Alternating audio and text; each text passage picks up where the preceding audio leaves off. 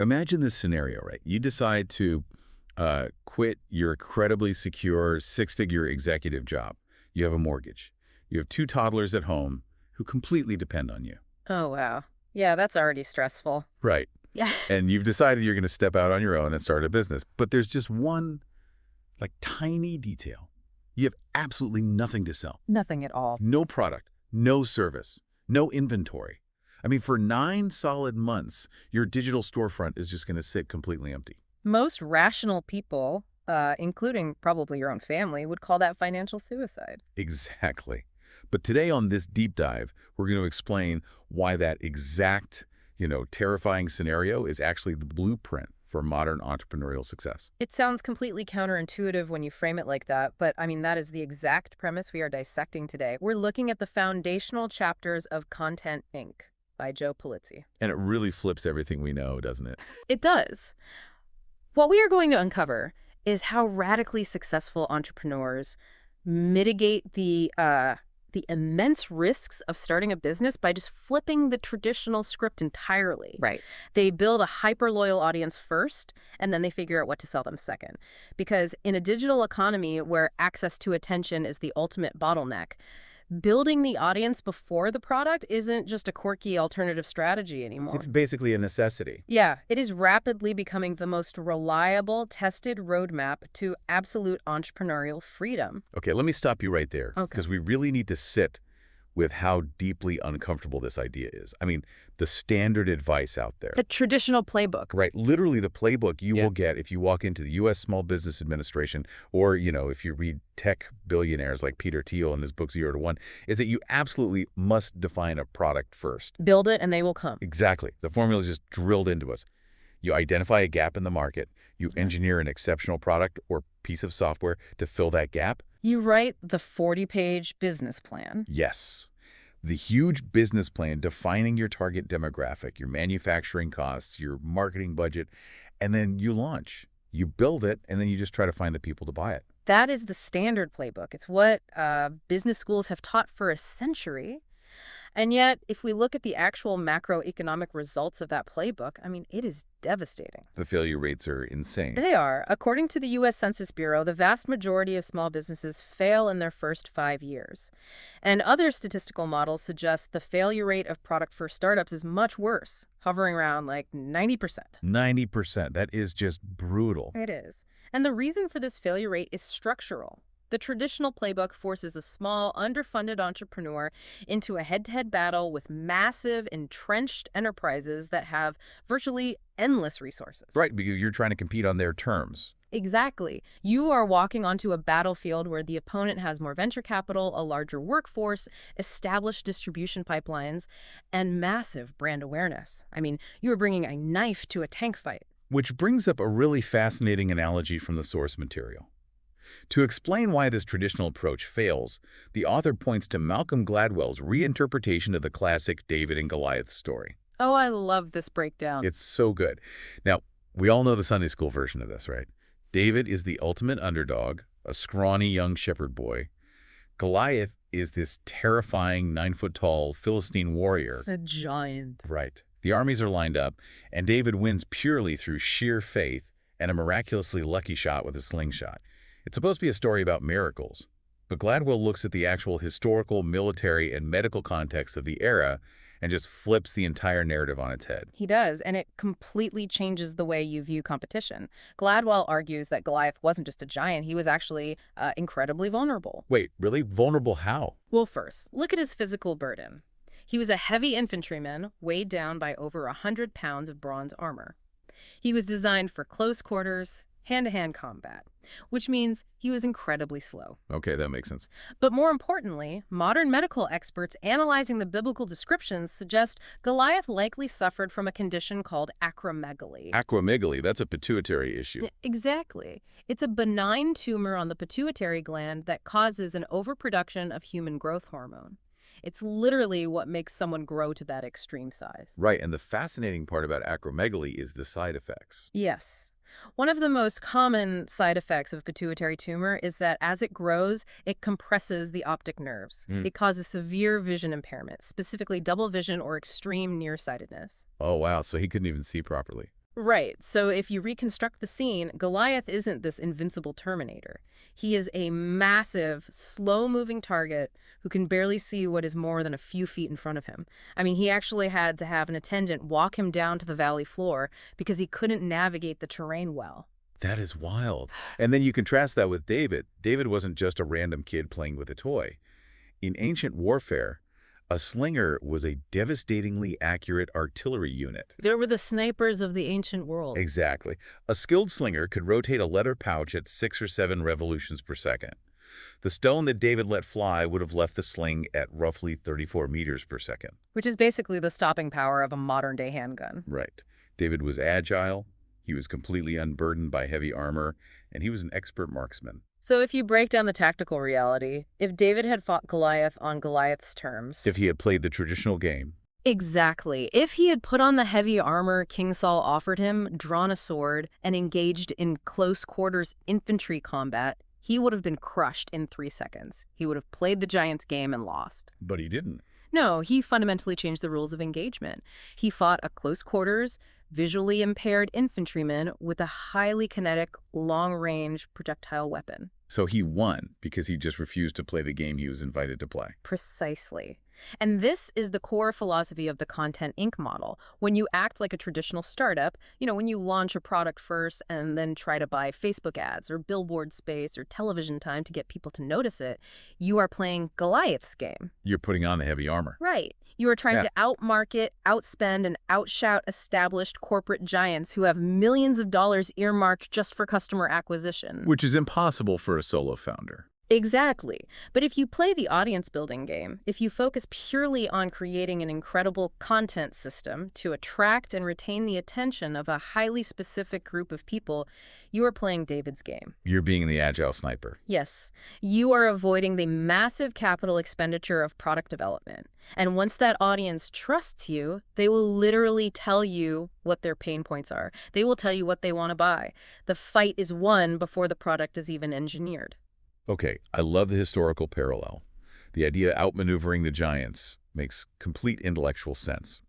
But I have to push back here on the reality of doing this because starting a business with absolutely nothing to sell is terrifying. It is. It goes against all our instincts. The analogy that keeps coming to my mind is this.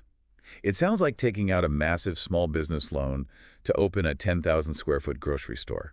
You build the aisles, you put up the lighting, you unlock the front doors, but you deliberately keep the shelves completely empty. Just a giant empty store. Yeah. And you just stand at the door waiting to see who walks in, hoping to have a nice chat with them about what they might want to eat someday. Meanwhile, the rent is due.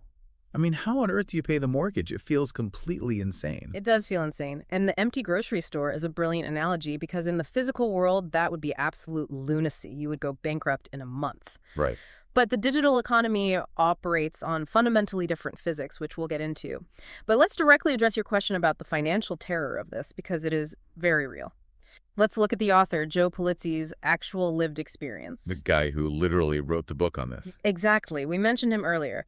In 2007, he left a very secure executive job in publishing. He had the mortgage, he had the 3-year-old and the 5-year-old. Now, he did actually have an idea for an online matchmaking product connecting brands with content creators. Okay, so he wasn't completely without a plan.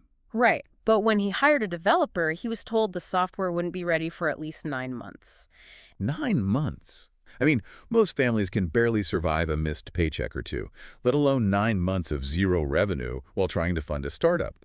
How do you literally put groceries in your own kitchen while your business shelves are empty? Did he just burn through a massive savings account? It was a combination of extreme financial anxiety and survival tactics. He and his wife had some savings, but they burned through it rapidly. He had to take on side consulting gigs. Basically just trading his time for money. Exactly, in ways he didn't really want to, just to keep the lights on and pay the developer. He has spoken openly about the sheer panic of those 9 months, waking up in cold sweats, wondering if he had just ruined his family's financial future. I can't even imagine that stress. But here is the critical pivot.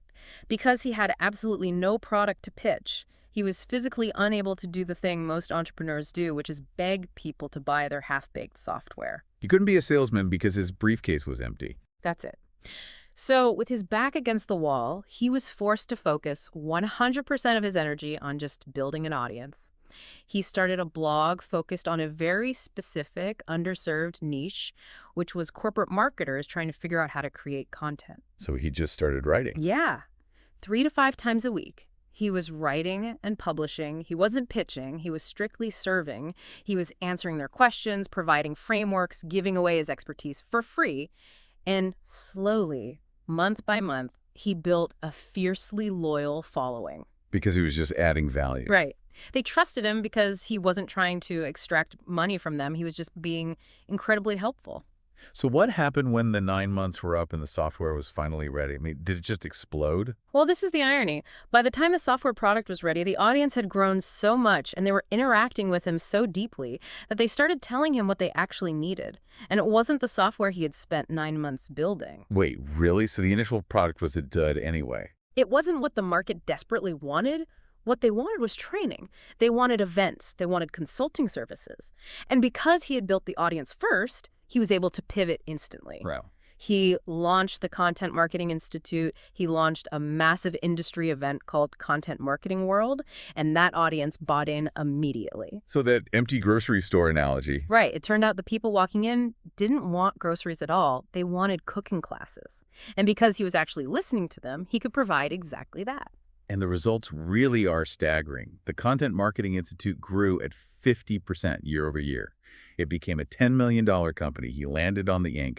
500 lists of fastest growing private companies 3 years in a row. All because of a delay. Exactly. He built a media empire, ironically, because a software delay prevented him from having a product that would have just distracted him from his audience. That is the ultimate takeaway of this first concept.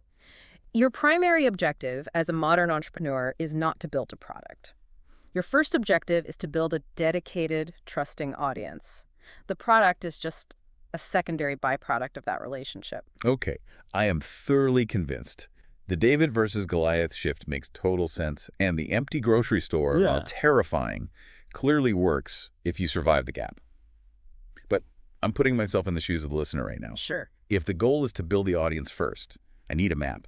It cannot just be, write stuff on a WordPress blog and hope people magically show up and give you $10 million. There has to be a mechanism. There is, and that is exactly what Pulizzi did after he succeeded. He realized his success wasn't a fluke. He went out and interviewed dozens of other massively successful digital entrepreneurs who had built empires without products. Looking for the pattern. Exactly. And he reverse engineered their journeys into a replicable formula. It's a 6-step sequential architecture. Okay, what are the steps? The steps are: 1, the sweet spot; 2, the content tilt; 3, building the base; 4, harvesting audience; 5, diversification; and 6, monetization. Okay, before we dissect each of those steps mechanically, let's anchor this with another real-world case study. The sources mention a guy named Brian Clark. Oh, Brian Clark is the perfect embodiment of this model. Back in the late 1990s, he was a lawyer working at a prestigious firm, and he was utterly miserable. He hated practicing law. He wanted to be a writer. But didn't want to go the traditional publishing route. Right. He didn't want to sit down and write a traditional 50-page business plan for a publishing company. So in 1998, which is, the absolute wild west of the internet, he just started writing email newsletters. And to be clear, he failed a lot at first. He did. He launched a few different things that didn't really go anywhere, but he was learning the mechanics of digital attention. Fast forward to 2006. He launches a simple site called Copyblogger. A legendary site. Yeah. He had no venture capital. He had no established brand name. He was completely unknown. But he started building an audience around a very specific intersection. What was it? The timeless art of direct response copywriting combined with the emerging field of digital content marketing. So he was teaching people how to write words that actually get people to buy things on the internet, which, in 2006 was something everyone was suddenly desperate to figure out. Exactly. And what's crucial here is how strictly he followed the 6-step sequence, even if he was just operating on instinct at the time. He didn't rush to monetize. He just kept publishing insanely valuable articles. He waited until he reached what he later called a minimum viable audience. Let's pause on that term because it gets thrown around a lot in startup culture. Usually it's minimum viable product. What exactly is a minimum viable audience in this context? How do you know when you have one? It's a great question. A minimum viable audience is the tipping point where two things happen. First, the audience starts growing organically. You don't have to hustle for every single page view anymore because your existing audience is sharing your work so frequently that the growth just sustains itself. Okay, that makes sense. And the second thing? Far more importantly, a minimum viable audience is the point at which you receive enough regular, consistent feedback through blog comments, email replies, social media interactions that the audience starts explicitly telling you what their pain points are. So they begin doing your market research for you. Precisely. The one-way broadcast of a blog becomes a two-way conversation. And because Brian Clark waited for that two-way conversation, he started noticing a trend. His audience loved his advice on how to structure a landing page or write a headline, but they kept complaining that the actual technology of 2006-era WordPress made it too hard for them to execute his advice. They were writers, they didn't know how to code. So they basically handed him his product idea. On a silver platter. They were saying, we love your strategy, but we lack the tools. So over the next few years, he didn't just write an ebook. He partnered with developers and launched multiple software startups specifically tailored to solve this exact technological headaches for his specific audience. Like WordPress themes and plugins. Exactly. Themes, frameworks, landing page builders. He eventually merged all of this into a software as a service, or SaaS company. Which is brilliant because, let's explain SaaS for a second for anyone unfamiliar. Software as a service is basically the holy grail of business models. Instead of selling a CD-ROM once for $50, you charge a monthly subscription fee for access to the software in the cloud. Constant recurring revenue. Right. It means recurring, predictable revenue. It has incredibly high profit margins because replicating software costs almost nothing. And investors just love it. Exactly. And Brian Clark built a $10 million SaaS company with zero venture capital funding and virtually zero traditional advertising spend. That is wild. His customer acquisition cost was basically nothing because he had an audience of hundreds of thousands of people who were already hungry for the exact solution he built. Okay, the Brian Clark story is incredible. Yeah. Let's break down the actual 6 steps of this model because I want to know exactly how he got from miserable lawyer to a $10 million software CEO. Step 1 is the sweet spot. Right. Step 1 is the foundation. The sweet spot is the intersection of two things: a knowledge or skill area that you possess, and a deep passion or interest. Okay, so like what you're good at and what you actually care about. Yeah, exactly. You have to know something well enough to be authoritative, but you also have to care about it deeply because you are going to be talking about this single topic for a very, very long time. But the sources are very clear that the sweet spot alone is basically a trap. Because let's say I am incredibly skilled at knitting and I am deeply passionate about knitting. So I start a knitting blog. The reality is there are already 10,000 people with a passion for knitting, writing knitting vlogs. If I just launch my little blog, I'm going to be screaming into a void. Which brings us to step 2, which might be the most important part of this whole architecture: the content tilt. The content tilt is where businesses are made or broken. You cannot just be another voice echoing the exact same advice in a crowded room. You have to find an area of little to no competition. How do you do that? You have to take that traditional content niche and view it from slightly off-center. You tilt the perspective so much that you are essentially creating a category of one. Okay, how do you actually execute that? Because as a listener, I might be terrified of doing that. If I'm a real estate agent, my instinct is to talk about all real estate so I can get all the clients. Of course, you want a big net. Exactly. If I tilt my content to only talk about, say, mid-century modern homes for first-time buyers, aren't I leaving massive amounts of money on the table? That is the most common fear, and it is a complete illusion. You think you are leaving money on the table, but the reality is, as a generalist, you aren't even getting invited to the room where the table is. Oh, that's a great way to put it. If you just talk about general real estate, you are competing with Zillow, Redfin, and every mega brokerage in the country. You will never rank on Google. But if you become the undisputed, hyper-obsessive expert on mid-century modern homes in one specific zip code, you become indispensable to the people looking for that exact thing. So the content tilt is basically extreme differentiation. Yes. Once you have that tilt, you move to step 3, building the base. This is where a lot of people make a massive tactical error. In today's world, the instinct is to be everywhere. Start a TikTok, an Instagram, a YouTube channel, a podcast. A newsletter, a blog, all on day one. Right. Gary Vaynerchuk has told everyone for a decade to produce 80 pieces of content a day across every platform. And if you have a massive team of editors, that works. But if you are a solo entrepreneur starting out, trying to be everywhere guarantees you will be terrible everywhere. Building the base means selecting one single core platform, just a blog or just a YouTube channel or just an audio podcast, and publishing consistently for a long time. Why is that single platform focus so critical? Is it just about avoiding burnout? It's partly about avoiding burnout, but it's primarily about the mechanics of algorithms and audience habituation.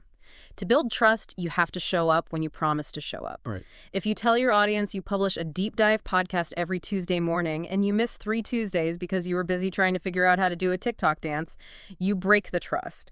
Consistency is the hallmark of a successful publisher. You have to dominate one channel and build a concrete habit in your listener's life before you expand. So we have the sweet spot, the tilt, and a rock-solid base on one platform. Step 4 is harvesting audience. And the outline notes this is a critical mental shift. What are we shifting away from? We are shifting away from vanity metrics. When you start publishing, the natural dopamine hit comes from seeing your web traffic or your video views go up. 100 views, 1,000 views, 10,000 views. It feels great. It does. But views are completely ephemeral. A person watches a video, closes the tab, and they are gone forever. Web traffic is largely useless if you have no way to contact that person again. Harvesting the audience means your primary goal is to convert a passive, one-time visitor into a long-term, opted-in subscriber. And usually that means an email address, right? Because I know a lot of people think, well, they subscribed to my YouTube channel or they followed me on Twitter, so I've harvested them. Exactly, and that is a fatal flaw. A Yeah. social media follower is essentially a rented audience. You don't own the connection. Mark Zuckerberg or Elon Musk owns the connection. Right, they control the algorithm. If the algorithm changes tomorrow, and it always does, your reach to your own followers can drop to 0 overnight. Email is one of the only true proprietary digital assets you can own. When you harvest an email address, you have a direct, unfiltered line of communication to that person's inbox. So the entire goal of the base is just to drive people to give you their email address. Yes, because once you have that loyal subscriber base, and only then do you move to step 5. Diversification. This is when you finally expand. Now you can be everywhere. Right. You've conquered your core channel, say a blog, and you have thousands of email subscribers. Now you branch out. You launch the podcast. You write the book. You host an in-person event. You start wrapping your audience and your tilted content across multiple platforms, creating a true media brand. Which eventually leads to step 6. Yeah. Monetization. You Yeah. finally have the audience. You have their absolute trust. They're interacting with you across multiple touch points, and they have told you exactly what they struggle with. And that's when you introduce the product. Right. Now, you introduce the SaaS product, the high-end consulting, the premium events, or the physical merchandise. And because you followed the sequence, the monetization step feels completely organic to the audience. It doesn't feel like a hard sell. It feels like you are finally providing the solution they've been begging for. Okay, I have a big question here. We've talked about Joe Pulizzi starting from scratch and Brian Clark starting from scratch. Is this 6-step model really only for the miserable lawyer or the corporate refugee who wants to start a blog in their basement? What if I already own a business? It is absolutely not just for solo startups. The source material outlines that this model works with 3 distinct groups. The first is the pure startup, which we've discussed. The second group is entrepreneurs inside large organizations. Define entrepreneur for me. It's an employee inside a large company who acts with the mindset of an entrepreneur. Let's say you work for a massive financial services firm. You could get buy-in from your executives to launch a standalone content brand, maybe a podcast aimed specifically at millennial women trying to navigate their first mortgage. Ah, okay. You use the company's resources to build a massive, loyal audience in that demographic, completely separate from the sterile corporate marketing. Once that audience trusts the podcast, you can eventually cross-sell the firm's financial products to them. That makes total sense. And what's the third group? The third group is stalled businesses. These are companies that already have products, but their growth has flatlined, and traditional advertising just isn't working anymore. They need to pivot to a content-first strategy to survive. And the sources give a fantastic example of this, which I think everyone will recognize. Lego. Yes, the Lego story is incredible. People forget this, but in the early 2000s, Lego was in massive trouble. They were almost bankrupt, weren't they? They were facing potential bankruptcy. Their growth had completely stalled. Video games and digital entertainment were taking over, and a physical plastic brick suddenly seemed archaic to kids. So they didn't just try to make a slightly different plastic brick. They realized they needed to capture attention first Exactly. They took a completely fresh look at their audience and realized they needed to tell stories. They launched the Bionicle line, which wasn't just a toy, it was a deeply rich storyline distributed through comic books, online animations, and video games. They became a media company. They built a massive content infrastructure, they launched magazines, the Lego Club, online communities, and eventually the blockbuster theatrical movies. Right. The Lego movie is essentially a 90-minute, multi-million-dollar piece of content marketing. It is the ultimate expression of Content Inc. They used a content-first model to completely revitalize a stagnant physical product. They built the audience's emotional connection through media, and the plastic bricks just became the physical manifestation of that media. Today, they are an absolute juggernaut. So the practical takeaway here, whether you're a guy in a basement, a mid-level manager at a bank, or the CEO of a toy company, is that you cannot skip steps. You cannot rush to monetization. You really can't. Building a modern business is a sequential 6-stage architectural process, and patience is just as important as the content itself. Patience is the active ingredient. But that brings us to the hardest reality of this entire model. Which is? Surviving the wait. Having the patience required to execute a 6-step model over several years, especially during that harvesting phase where you might be working 40 hours a week on your content and not making a single dime from it, requires an immense amount of psychological resilience. Yeah, you have to engineer your own mindset before you can engineer a business. Exactly. Okay, so how do we do that? Because just be patient isn't exactly a strategy. No, it's not. And that leads us directly to our next major concept from the book, beginning with the end in mind, the deeply unsexy, highly mechanical reality of goal setting. I have to admit, as soon as you say goal setting, a massive wall of cynicism goes up in my brain. I get it. It's a loaded phrase. It just feels so cliche. It feels like I'm stuck in a corporate seminar in 1996 staring at a motivational poster of a rower on a misty lake that says teamwork, or an eagle soaring over a mountain that says vision. The classic posters. Right. Just physically writing down that you want to, eat more vegetables or run 3 times a week actually have any mechanical impact on your ability to build a $10 million media company. It just feels like self-help fluff. I completely understand the cynicism because the self-help industry has bastardized the concept. But if you look at the raw data and the psychological mechanics of it, it is impossible to argue with. The sources cite a very famous, rigorous study from Dominican University led by a psychology professor named Dr. Gail Matthews. Okay, what did this study actually measure? They took hundreds of professionals from various fields and split them into groups. Some just thought about their goals, others wrote them down. The most successful group didn't just write their specific goals down, they formulated action commitments, shared those goals with a friend, and sent weekly progress updates. And what was the delta between just thinking about it and actually doing the work of documenting? Yeah. The group that wrote down their goals and shared weekly updates was 33% more successful in achieving them than the group that merely formulated goals in their heads. 33% is a massive statistical advantage in business. It is huge. Conversely, if you look at the Content Marketing Institute's own proprietary research into businesses, they found that only 21% of B2B marketers successfully track their return on investment. Meaning nearly 80% of marketers have no idea if what they're doing is actually making money. That's terrifying. Exactly. And the data shows specifically why. It is because they fail to document their strategy. They just wake up, look at their computer, and wing it. They post a blog here, send a tweet there, with no documented architectural end goal. Okay, the data is compelling. I'll put my cynicism away. And the book highlights that Joe Pulizzi himself is almost religious about this practice.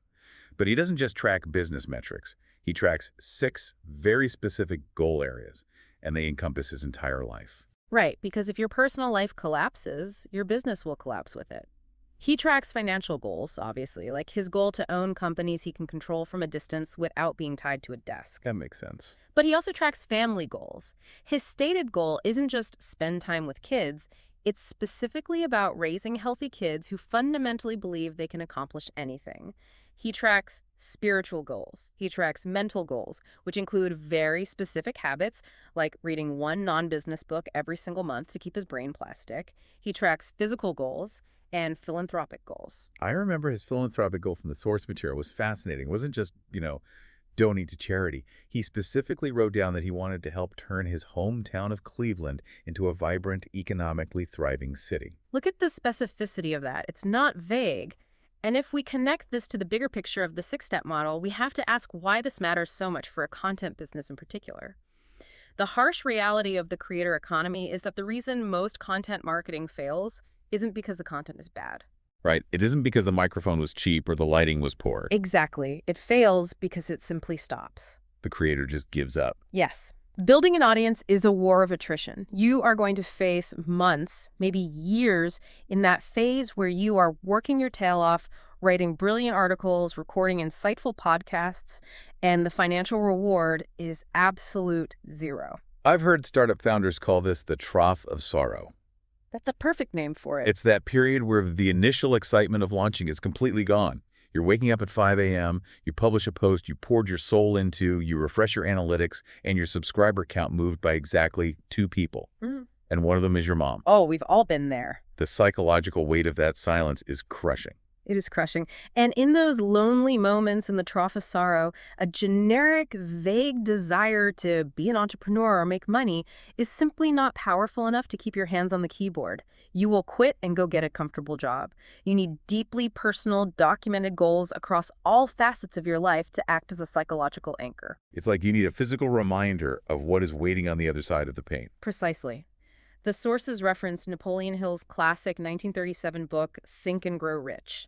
Specifically his very first principle, which is desire. Hill wrote that wishing will not bring riches, but desiring riches with a state of mind that becomes an obsession, then planning definite ways and means to acquire it, and backing those plans with persistence which does not recognize failure will bring riches. So those documented goals provide the necessary psychological fuel. They are your armor against apathy. So the immediate practical takeaway here for the listener is highly actionable. Before you buy a microphone, before you register a domain name, you need to sit down with a digital tool like Evernote, or go completely old school with a physical Moleskine notebook and a pen. Yeah, write them out. Write down your specific, big, hairy, audacious goals across those 6 life categories: financial, family, spiritual, mental, physical, and philanthropic. Carry that notebook with you, review it daily. Embed those goals so deeply into your subconscious that when the work gets incredibly hard, and it will absolutely get hard, you don't have to debate whether to quit because you remember exactly why you were doing this. That why is the only thing that will get you to step 6, and you are going to need that armor immediately because once you have your mental fortitude locked in, you have to confront the biggest hurdle that holds people back from ever starting, and that is the societal illusion of risk. Oh, this is where the conversation gets really interesting. Because we all know what happens when you decide to take this path. You sit your friends and family down and you say, hey, everyone, I've decided to quit my stable corporate job with health benefits to start a business. And by the way, I don't actually have a product to sell yet. I'm just going to write a highly specific newsletter about mid-century modern homes in our zip code for a year and see what happens. People are going to look at you with absolute horror. They are going to stage an intervention. Society views this approach as incredibly, almost irresponsibly risky. From the outside, it looks like madness. We are deeply conditioned by the Industrial Revolution to view traditional employment, clocking in, drawing a salary from a corporation as the ultimate safety, and entrepreneurship as a wild, dangerous gamble. Right. But the sources challenge that fundamental assumption head on. If you pull back and look at it objectively, relying on a single employer is arguably the riskiest financial position you can possibly be in. Because all your eggs are in a basket you don't even own. Exactly. You have one company, one manager, and one HR department that completely controls your entire destiny and your sole source of income. If that company decides to pivot, or if private equity buys them and downsizes, or if your manager just doesn't like you, your income goes to zero instantly. You have no control. Whereas if you build an audience... If you build an audience of 10,000 loyal subscribers, you have 10,000 independent relationships. If one subscriber gets mad and leaves, you still have 9,999. That's real security. It is. If a product you launch completely fails, you don't go bankrupt. You just send an email to your audience, apologize, and ask them what they want you to build next. You still retain the core asset. The risk profile is completely inverted. And beyond the structural risk of a job, the physical mechanics of starting a business have changed. I mean, launching a business in 1985 meant massive capital risk. You had to sign a 5-year commercial lease for a storefront. You had to take out a massive loan to buy physical inventory that might just sit in boxes. You had to pay for incredibly expensive local television or newspaper advertising. Right, the capital requirement was huge, so the risk of failure meant actual bankruptcy. But the digital age has fundamentally reshaped the cost curve. The capital requirement for the Content Inc. model is essentially zero. It costs a few dollars a month for web hosting and an email service provider. This makes the audience first model safer than any traditional business launch in history. The sources highlight a guy named John Loomer, who perfectly illustrates this. He was working a normal job, and he was laid off. Now, the traditional panic response to getting laid off is to immediately update your resume and desperately grab the first lateral job you can find just to restore the safety of a paycheck. But Loomer didn't do that. He understood the new risk dynamic. Instead of rushing back to a cubicle, he started a blog focused entirely on the mechanics of Facebook marketing. And how did he actually get traffic?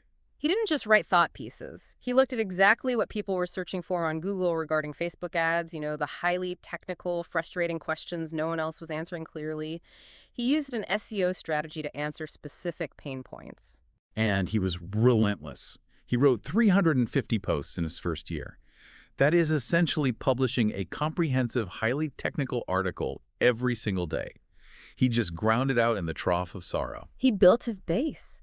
And once he had that massive audience of digital marketers who trusted him because he solved their daily headaches, he monetized. And the way he monetized was brilliant. What did he do? He didn't just slap cheap banner ads on his site. He created premium private communities where marketers paid a monthly fee to interact with him and each other.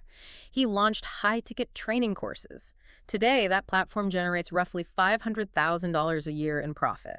He built a $500,000 machine with zero initial capital. That is just incredible. And if you want an even wilder example that has nothing to do with digital marketing, look at the story of Lauren Luke. She was a taxi dispatcher living in a small town in Newcastle, England. She was a single mom just trying to make ends meet, so as a side hustle, she started selling makeup on eBay. Right, and the makeup market is famously dominated by some of the largest, wealthiest corporate Goliaths on Earth. Exactly. And to try and improve her little eBay sales, she decided to start showing people how to actually use the makeup. She set up a cheap webcam in her bedroom, sat on her bed, and started recording these very practical, relatable, chatty makeup application tutorials. In the very early days of YouTube. Yes.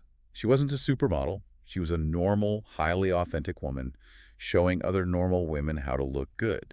That authenticity was her content tilt. While the giant cosmetics companies were spending millions of dollars on glossy, highly produced television commercials featuring inaccessible celebrities, Lauren Luke was building deep parasocial trust right from her bedroom. Fast forward 5 years, and her videos had over 135 million views. Wow. She eventually launched her own branded makeup line. Think about that. A taxi dispatcher from Newcastle built an audience larger and more engaged than Estee Lauder's YouTube presence. Yeah. That is the David and Goliath dynamic in pure, unfiltered action. It really is. Estee Lauder had the 100 pounds of armor, the massive ad agencies, and the millions in ad spend. Lauren Luke was the agile slinger with a webcam and an authentic voice, and she hit them right between the eyes. It is a phenomenal story, but it raises a critical analytical question. Why is this uniquely possible now? Why couldn't a taxi dispatcher do this in 1995? The sources identify 4 specific macroeconomic factors that have converged to make this exact moment in history the greatest opportunity for entrepreneurs. Let's break those down because understanding the wind at our backs is important. What is the first factor? The first factor is a fundamental shift in the buying cycle. Buyers now completely control their own information journey. 30 years ago, if you wanted to buy a complex product, you had to call a salesman to get the brochure and the pricing. The company held the information hostage. Right. Today, buyers do 70 to 80% of their research online before they ever speak to a human being. They're actively searching for information, and they inevitably gravitate toward and eventually buy from whoever provides the most helpful, transparent content during their research phase. Factor number 2 is the democratization of talent. Yes. Talented freelancers and virtual assistants are incredibly easy to find and hire on a fractional basis. Through platforms around the world, a solo entrepreneur in their basement can hire a world-class graphic designer in Brazil for 5 hours a week and an audio engineer in Eastern Europe for 2 hours a week. You can build a global production team without hiring a single full-time employee, keeping your overhead incredibly low. Factor 3 is the collapse of publishing costs. Publishing technology is now practically free. We touched on this, but it really cannot be overstated. To launch a magazine in 1990 required printing presses, physical distribution trucks, and newsstand negotiations. Today, you can start a global podcast or a 4K video channel for a few $100s in equipment. The barrier to entry for global distribution has basically evaporated. And the fourth factor is the beast that feeds it all, social media. Now, everyone is obsessed with social media algorithms, but the sources make a really astute point. Social media platforms, Facebook, X, LinkedIn, TikTok, they are completely useless without great content to fuel them. They are essentially empty pipelines. They desperately need engaging stories to keep users scrolling so they can serve ads. Which means if you create genuinely interesting, tilted content, your audience will literally do your marketing and distribution for you by sharing it. You combine those four factors: buyer control, fractional talent, free distribution, and social sharing. And it means you don't need to be the New York Times anymore to have a massive impact. You just need to be the definitive trade magazine for your specific, highly targeted niche. Which brings us back to Napoleon Hill, who we discussed earlier. Another one of his core principles is specialized knowledge. Hill wrote that general knowledge, no matter how great in quantity or variety, is of very little use in the accumulation of wealth. Knowledge only pays when it is organized and intelligently directed through practical plans. In the Content Inc. model, this means you absolutely cannot be everything to everyone. The sources give a great mundane example of this. Let's say you own a local heating and air conditioning company. You decide to start a blog to get more customers. The instinct is to blog about general local news, the upcoming town festival or local high school sports scores, just to get local eyeballs on your website. And that is a fatal mistake. Yeah. That is general knowledge. It is completely useless for your business because the people reading about the town festival don't need a furnace repair. They will read and leave. You have to be laser focused. You have to use a sniper approach to your content, not a shotgun approach. Right. You need to create content specifically about how to maintain HVAC systems in the specific climate of your city. We talked about this fear earlier with the real estate agent example, but I want to hammer it home because it is the most common point of failure. Yeah. Entrepreneurs go too broad because they are terrified of shrinking their potential market.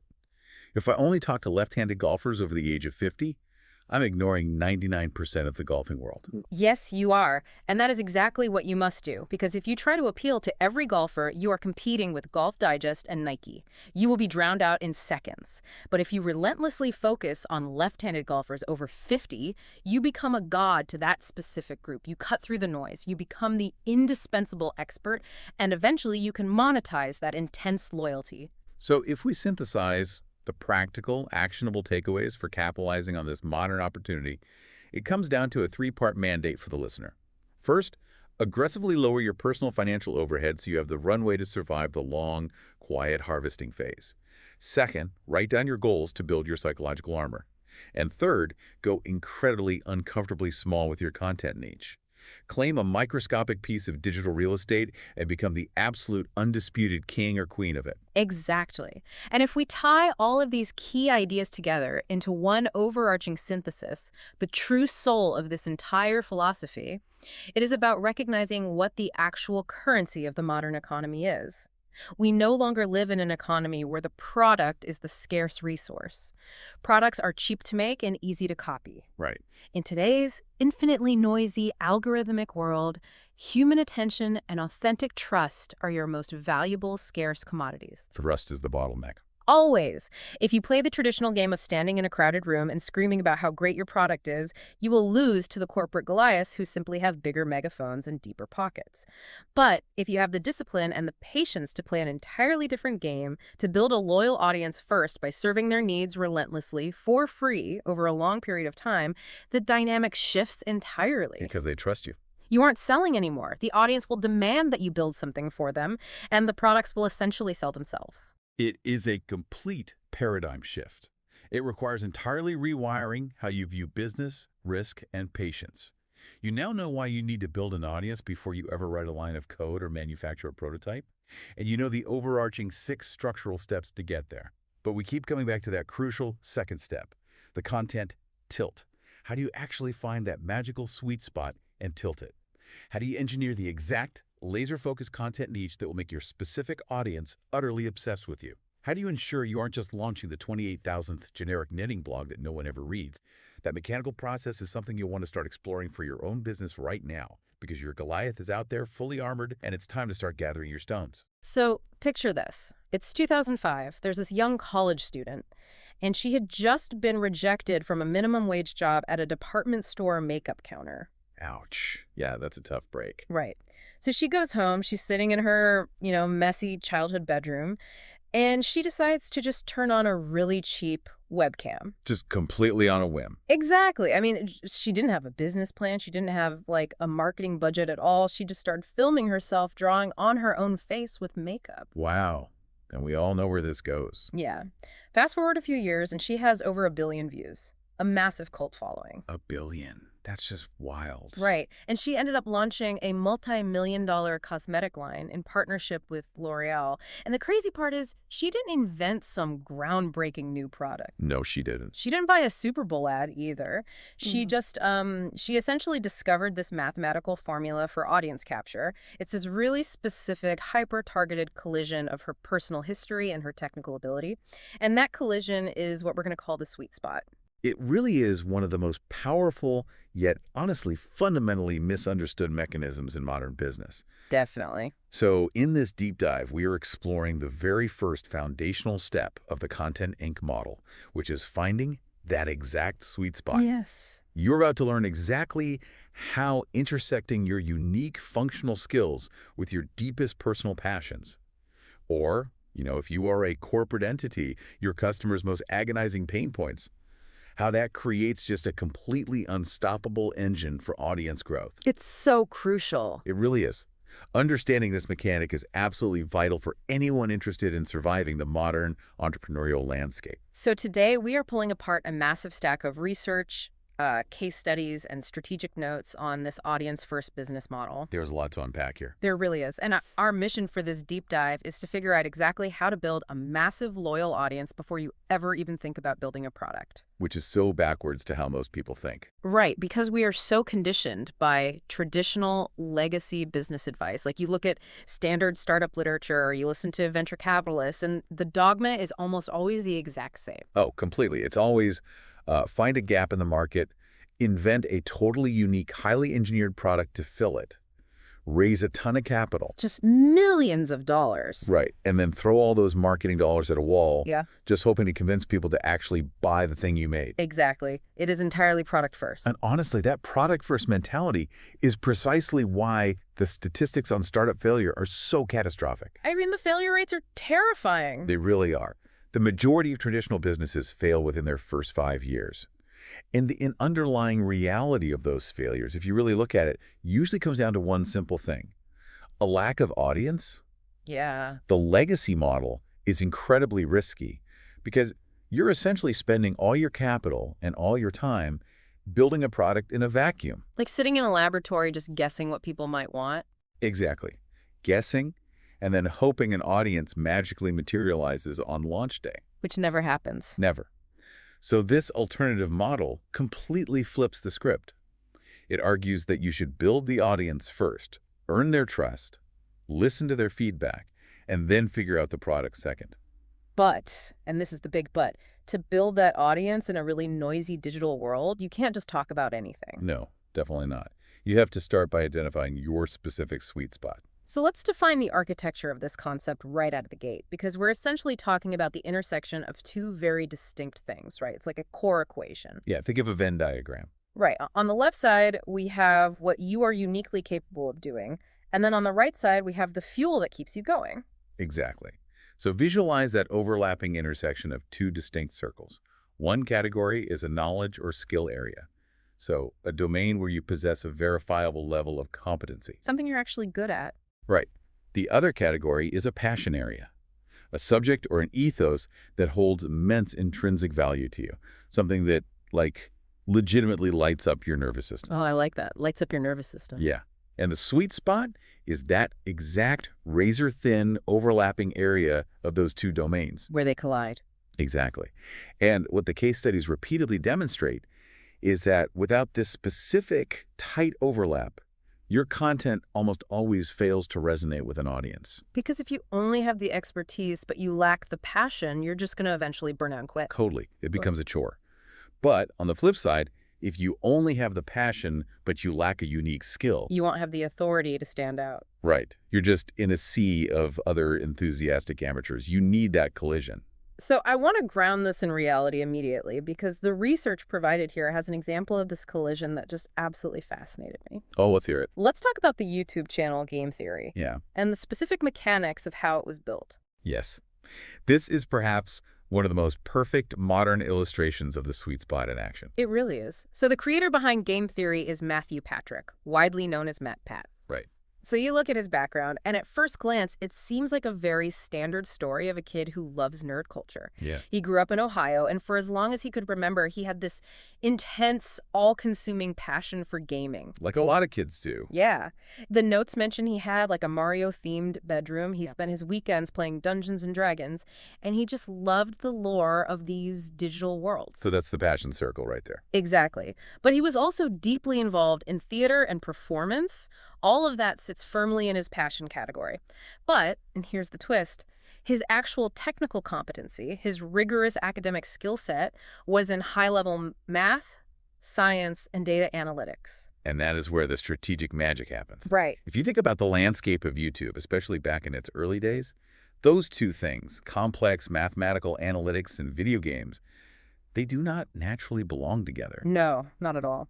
Like, most people who possess a deep passion for video games, they start a Let's Play channel. Yeah, they just set up a camera, play the game, and scream when something scary happens. Exactly. Right. They're executing purely on a passion, but it lacks a unique skill application.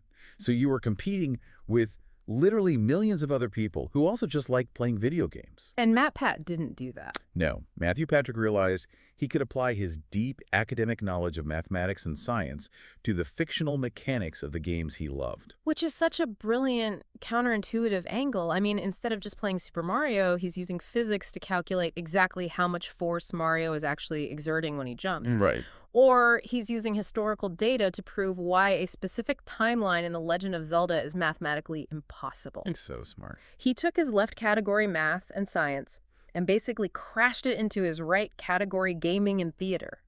But how does that actually work mechanically? I mean, why does an audience actually care about the math behind a video game? Well, it really comes down to hacking human psychology and the mechanics of digital algorithms. Okay, unpack that for me. So, platforms like YouTube, they reward watch time and retention above almost everything else.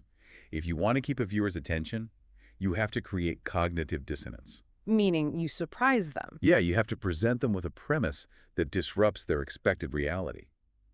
By taking something inherently low stakes and nostalgic, like a Nintendo game, Right, something we all grew up with. and treating it with the deadly, serious, rigorous academic analysis of a university physics thesis, he created an entirely new genre of educational entertainment. That makes total sense.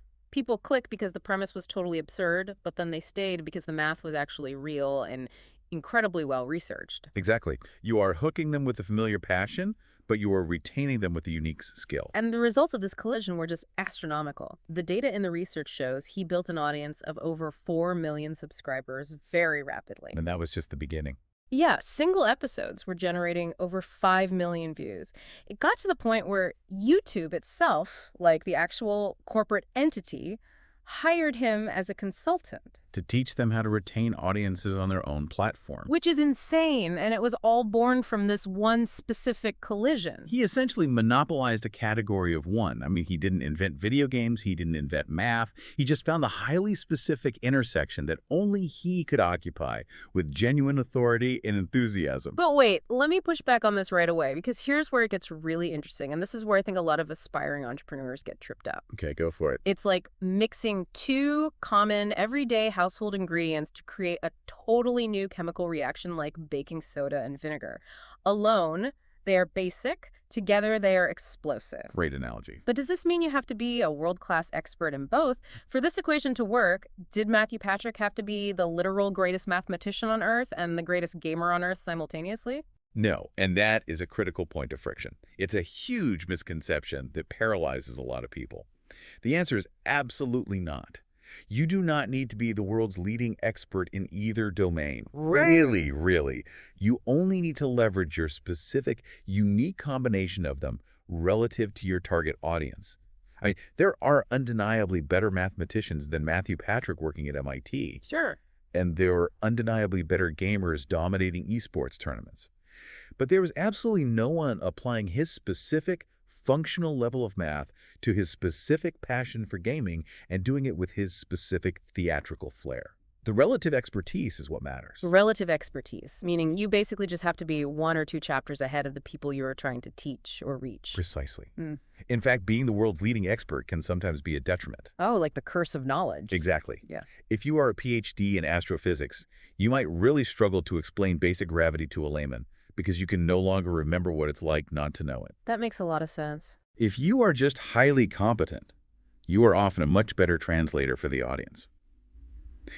The overarching takeaway for anyone listening to this trying to find their own intersection is beautifully encapsulated in a quote by the tennis legend Arthur Ashe that shows up in the research. No, what's the quote? Start where you are, use what you have, do what you can. Start where you are, use what you have. I love that because it totally removes the intimidation factor. You don't have to go back to grad school for 8 years to find your sweet spot. You just have to audit your existing life. Exactly. But to do that audit correctly, I want to drill down into the left side of this equation, the competency side, because the research draws a very hard, very specific line between 2 words that I think most people use completely interchangeably: knowledge and skill. Yes. Defining those 2 terms correctly is the absolute linchpin of this entire exercise. If you conflate them, your sweet spot will likely fail. Okay, so break them down for me. So knowledge is fundamentally about information. It is data, facts, and historical context acquired through study, reading, or observation. Yeah. It is what you know about a subject in your head. Got it. Skill, on the other hand, is kinetic. It is the functional ability to do something well. It is knowledge that has been synthesized, practiced, and put into physical or digital action. Okay, so just to make sure I am grasping the practical difference here, let's say I have a massive amount of knowledge about the history of the Apollo space program. Okay. I've read all the biographies, I've watched every documentary, I know the telemetry data, but I have absolutely zero skill in aerospace engineering. Like, I cannot physically build a rocket. Exactly. You possess deep encyclopedic knowledge, but no practical skill. Right. And understanding that difference is incredibly liberating, actually, because it means you can build a massive audience around either one. You don't necessarily have to be a skilled practitioner to be an authority. Let's look at the case study of Joseph Kalinowski to illustrate how you can leverage these distinct areas. Oh yeah, he's a creative director, right. Yes. So professionally, his skill is graphic design. He knows typography, color theory, digital illustration, layout. That is his kinetic functional ability. His actual skill. Right. But his knowledge areas, the things he's obsessively studied over the years, are wonderfully bizarre and varied. Like what? He knows almost everything there is to know about the rock band Kiss, the Pittsburgh Steelers NFL franchise, vintage Star Wars action figures, and the history of Jack Daniel's whiskey. That is quite the list. So if he wants to build an audience, he has a full menu of options. Exactly. He could lean entirely into his deep knowledge area and, say, start a podcast that purely dissects the manufacturing variations of 1980s Star Wars toys. Right. Or he could lean into his functional skill, graphic design, and intersect it with one of those passions. And honestly, the most compelling sweet spots, the ones that tend to explode in popularity, often happen when a highly refined technical skill is applied to a totally unexpected passion area. Yes, exactly. Which brings us right back to the story I mentioned in the hook. Michelle Phan. I want to dive deep into how she actually achieved that level of success because, makeup tutorials are a dime a dozen now. They are everywhere. But she was a pioneer. She really was. And the mechanics of why she succeeded are just a masterclass in the sweet spot. So let's look at her background. Michelle Phan grew up in a very tumultuous, unstable environment. Her family moved constantly, and she experienced a significant amount of chaos and trauma as a kid. Which is awful. It is. And for her, makeup was not just about vanity. It actually became a deep psychological passion. It was an escape. It was a way to exert control over her identity, almost like painting on a protective superhero mask. Wow. That emotional drive was her passion. But her specific functional skill was traditional art and drawing. She was a highly talented traditional artist who really understood the complex mechanics of portraiture. So she wasn't just someone who liked buying lipstick at the mall. Yeah. She actually understood the physics of light, shadow, and color theory from a formal, traditional art perspective. And she took that technical skill and applied it to her face instead of a canvas. That is the exact mechanism of her success right there. When she started her blog and YouTube channel around 2005, she wasn't just doing product reviews. She was executing advanced artistic techniques, chiaroscuro, forced perspective, advanced blending using everyday cosmetics. She was teaching her audience how to reshape the architectural perception of their bone structure using the principles of fine art. Exactly, which fundamentally elevates the content. It's no longer just, here's how to apply eyeliner. Yeah. It is, here's how to use shading to completely alter the geometry of your jawline. That is so cool. And you combine that high-level artistic skill with the intimacy of the format, like a young woman in her bedroom speaking directly to a webcam, sharing her vulnerabilities and her passion for empowerment. It feels very personal. Highly personal. It created a parasocial bond with the audience that was basically unbreakable. The viewer wasn't just learning a skill, they were connecting with a trusted friend. And that specific collision of high-level art skills and deep empathetic passion for makeup resulted in over 1 billion views and a total empire. It really is an incredible blueprint. It is. But okay, let's unpack this and get practical for a second, because I know exactly what a listener might be thinking right now. All right, what's the hang-up? Well, it's really easy to look at Michelle Phan or Matt Pat in retrospect and say, wow, what a perfect, clean combination. But in the messy reality of everyday life, people are complicated. Very true. What if a listener has 50 different, completely random, disconnected hobbies and knowledge areas? Like, they like cooking, they know a ton about 19th century naval history, they are decent at Python coding, they love gardening, they play the cello. Yeah, that happens a lot. Right. So how on earth do they avoid complete choice paralysis? How do you even begin to narrow that chaotic mess down into one neat little left circle? Choice paralysis is probably the single biggest hurdle at this stage of the process. I mean, the modern curious person usually has a highly fragmented list of interests. Oh, for sure. But the strategy to overcome this isn't to just sit there and think harder. It is to externalize the data. What do you mean? The research provides a very specific, tactical brainstorming exercise to cut through all that noise. You need to physically take out a piece of paper and literally draw a line right down the middle. Okay, old school. Yep. On the left side, you write knowledge areas. On the right side, you write special skills. So it's just a complete unfiltered brain dump. Absolute lack of friction is the goal here. Do not judge the ideas, do not filter them, and whatever you do, do not try to figure out how to monetize them yet. Just get it all on paper. Right. And the critical realization for anyone doing this exercise is that it is completely normal and actually expected to have vastly more items in the knowledge column than the skills column. Because we consume so much information. Exactly. Yeah. You might list 30 different random subjects you know a lot about, and maybe only 4 or 5 actual functional skills you can execute well. I think that permission to not filter is huge. It's like you have to get all the ingredients out of the pantry and onto the kitchen counter before you can even begin to see what flavors might mix well together. That's a perfect way to look at it. Because if you try to evaluate the business viability of an idea while you are still brainstorming it, you will basically kill every single idea. Oh, entirely. Brainstorming and editing use 2 entirely different parts of the brain. You cannot do them simultaneously. Right. So once everything is on the paper, you have established your potential competencies. You have your foundation. Yeah. But having a skill or a deep well of knowledge is really only half the battle. Because you actually have to do the work. Exactly. Creating content, building an audience from scratch, and waiting for the business model to actually generate sustainable revenue, that is an excruciating grind. It's exhausting. It takes a level of endurance that most people simply do not possess. And that leads us directly to the right side of the Venn diagram. The fuel source, the passion. Yeah, let's talk about passion, because I think the word passion gets a really bad rap in business circles today. It really does. It sounds like a fluffy, inspirational poster you'd see in a high school guidance counselor's office, right? Like follow your dreams. Exactly.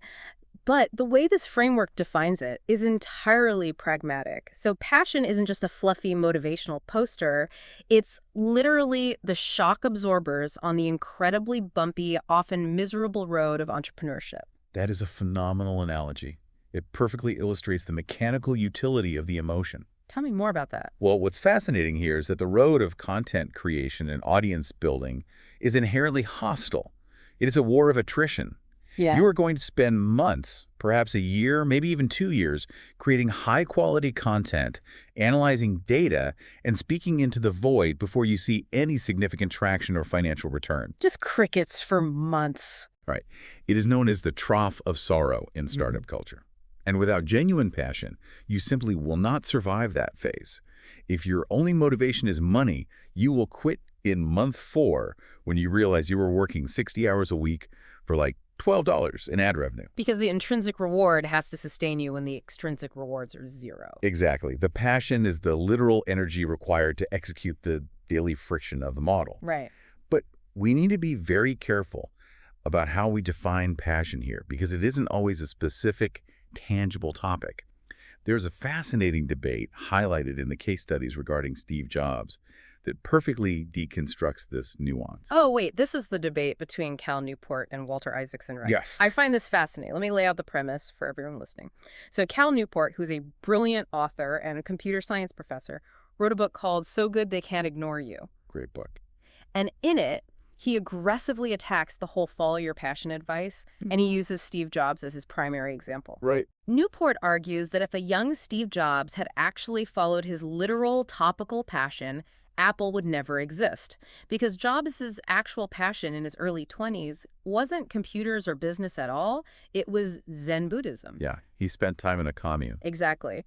So Newport argues that if Jobs strictly followed his passion, he would have ended up a Zen center teacher in a commune, not a billionaire tech founder. He argues Jobs basically stumbled into tech for the opportunity, not the passion. It's a very compelling, very pragmatic argument, but then you look at the counter-argument from Walter Isaacson. And he wrote the definitive biography on Jobs. Right, Isaacson is the biographer who spent hundreds of hours interviewing Jobs in the final years of his life. He gained an unprecedented look into his psychology, and Isaacson fundamentally disagreed with Newport's premise. Really? How so? He argued that Jobs did follow his passion, but Newport was defining passion far too narrowly. Jobs' deepest, most sustaining passion wasn't the specific topic of Zen Buddhism. His passion was for the ethos of simplicity. The ethos of simplicity, wow, that changes the entire framing. It changes everything. Because when you realize his passion was simplicity, you look at Apple and realize the entire company was basically just a vehicle for that passion. That makes perfect sense. His absolute, uncompromising devotion to simplicity fueled everything they did. It dictated the physical design of the Mac, eliminating unnecessary buttons. Right. It dictated the marketing campaigns, which were always stark and minimalist. It dictated the user interface of the iPhone. Apple wasn't just selling computers. They were manifesting Steve Jobs' deep spiritual passion for removing complexity from the human experience. That is a massive distinction for the listener to understand. Your passion doesn't have to be a noun. Right. It doesn't have to be, I am passionate about antique clocks. It can be a verb or an underlying philosophy. It can be a way of doing things. I think there's a Charles Schwab quote in the research that says, a person can succeed at almost anything for which they have unlimited enthusiasm. Yes, and that enthusiasm can manifest in highly unconventional ways. Let's look at how this plays out in incredibly niche communities.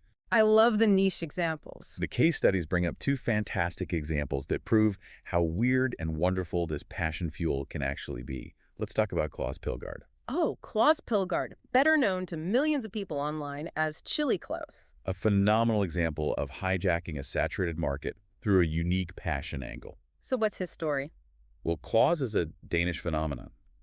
If you look at his skill circle, his background is highly sophisticated. He graduated from the Royal Academy of Music. Oh, wow. Yeah, he was a very successful, formally trained music director and performance artist in Denmark. That is his functional kinetic skill set, orchestral performance, and musical direction. Now very highbrow. Right. But his passion, the thing that absolutely fascinated him, chili peppers. And not just a passing interest in spicy food. We are talking about a deep, bizarre obsession with the world's hottest peppers. Yes. But here's the thing. Yeah. The internet was already full of people eating hot peppers. Oh, yeah. It was a massive, totally saturated genre on YouTube at the time. People would eat a Carolina Reaper, scream, cry, drink a gallon of milk, and beg for subscribers. Exactly. It was a total race to the bottom of pure shock value. So how did he break through that noise? He broke through by colliding his highly refined skill with his bizarre passion. Because of his background in the fine arts and performance, he didn't approach the peppers like a frat boy doing a stunt. Right. He approached them with the gravitas of a sommelier tasting a vintage wine. He focused his content entirely on the taste and the botany of the peppers, not just the heat. Which is such a brilliant juxtaposition. It's hilarious and captivating. I mean, Yeah. he would sit there in a tailored suit looking incredibly serious and talk about the tasting notes. Right. He'd say, this one has hints of citrus and roasted coffee. While his autonomic nervous system is completely collapsing, his face is turning purple, and tears are literally streaming down his face. But he never breaks the artistic persona. Never. He leveraged his performance skills to create a surreal, highbrow experience out of a lowbrow stunt. He even orchestrated a video where he conducted the Danish National Chamber Orchestra in a classical piece. Wait, I have seen that video. You have? Yes, it is absolute madness. And midway through the performance, he and the entire orchestra consume the world's hottest chili peppers while continuing to play the piece. Yes. The juxtaposition of high-class, classical music and the visceral human agony of the pepper heat is just mesmerizing. It is. And the data proves it. That single video generated millions of views, a number that represents more than half the population of Denmark. That's unbelievable. He took his left circle, which was musical performance, and his right circle, chili peppers, and created an absolute empire. He now sells a massive line of branded chili products. It is the perfect bizarre collision. And then the research highlights another amazing example of passion driving a community, Andy Schneider, Yes. known as the Chicken Whisperer. This is a perfect example of passion as an ethos, much like Steve Jobs, rather than just a topic. Walk us through it. So Andy Schneider had a deep knowledge area regarding backyard poultry. He understood the zoning laws, the feed requirements, the specific breeds, basically everything you need to know to raise chickens in a suburban environment. Okay, so that's his knowledge base. Right. But his actual passion, the underlying fire that gave him energy, was the act of teaching and community building. He just loved helping his neighbors figure things out. So his right circle wasn't necessarily just chickens, it was instructing and helping people. Exactly. So he started a local meetup group in Atlanta. The premise was simple. Come break bread, have a drink, and I will teach you how to raise chickens in your backyard. I love that. And because he was fueled by that passion for teaching, he didn't care if only 3 people showed up. He just kept doing it, consistently week after week. And that consistency is what eventually tips the scale, right? Yes. The local meetup grew, which caught the attention of a local CBS News affiliate, which then led to a feature in the Atlanta Journal-Constitution. And once the media hit, the sweet spot, which was poultry knowledge plus a deep passion for instruction, just snowballed. Big time. He leveraged that audience to launch a magazine that hit 60,000 subscribers, a radio show with tens of thousands of weekly listeners, and he literally travels the country doing road shows. It is wild. It's a huge success story. But I want to jump in and push back here for a minute because I think there is a real danger in over-romanticizing this whole passion thing. Please do. What's the concern? Well, my concern is that passion can be a blinding compass. We see thousands of passionate artists, passionate musicians, passionate writers go completely bankrupt every single day. Just because you love something doesn't mean the market cares. That is a very harsh but very true reality. How do you prevent passion from turning into pure delusion? The marketing strategist Jay Baer is quoted in the research, and I think he offers a brilliant, brutal reality check here. Yes, Jay Beer's perspective is vital for exactly that reason. Yeah. Passion alone is not a business model. It is just the fuel for the engine. And Beer points out that if you don't actually love the specific grind of the content you are creating, your lack of enthusiasm will eventually render the content mediocre. And mediocre content is a death sentence in the digital age. He uses the example of a knitting blog, right? He does. He says, imagine you decide, I kind of like knitting, I'm going to start a knitting blog to make some money. He immediately shoots that down. Right. He says, really, there are 27 other world-class knitting blogs out there written by people who live, breathe, and bleed yarn. Exactly. Why would anybody read yours? What is your unique angle? If you don't have a burning, authentic passion for the topic, your content will just blend into the gray sludge of mediocrity, along with the 27 other people who are also just doing it for the money. He is hitting the absolute core truth of the creator economy. You cannot fake the enthusiasm required to stand out in a saturated market. No, the audience can totally tell. The audience is highly sophisticated. They can smell the lack of passion right through the screen. They know when someone is just going through the motions to hit an SEO keyword. So, to prevent passion from becoming delusion, you have to run it through a very specific, practical stress test. Okay, what is the test? How does a listener evaluate their brainstormed list? Well, you look at the potential topics where your skills and passions intersect, and you ask yourself a brutally honest question. Okay. Could I wake up and talk about this specific topic, create content about it, and engage with the community around it every single day for the next 2 years without getting paid a single dime? 2 years. Wow, that is a massive reality check. It is. That is 730 days of talking to an empty room, writing blog posts nobody reads, recording videos that get like 12 views. Yep. If the intrinsic reward of just doing the work isn't enough to sustain you, you will never survive long enough to see the extrinsic financial rewards. Exactly. If the honest answer to the 2-year question is no, you basically must cross that idea off the list and pick a different passion. You have to. You have to find the specific domain that gives you enough psychological energy to survive the trough of sorrow. Okay, I am fully on board with this architecture. The knowledge plus passion model makes total fundamental sense for a solo entrepreneur, a YouTuber, a startup founder, or a small creator. It's a great framework. But I want to pivot the conversation entirely now because we need to look at the bigger picture. Okay. Where are we pivoting? What if you are listening to this and you aren't a solo creator? What if you work for a 10,000-person multinational corporation? Ah, yes. The enterprise angle. Right. What if you were a B2B marketer or a chief marketing officer at a massive software firm? You cannot walk into a boardroom and tell the executive team that your new global marketing strategy is based on passion. Yeah, you get laughed out of the room. Right. You can't artificially mandate that your accounting software developers have a burning human passion for ledger reconciliation. That is a phenomenal pivot because it addresses the single biggest friction point when scaling this model into the corporate world. You are entirely correct. So how does it work?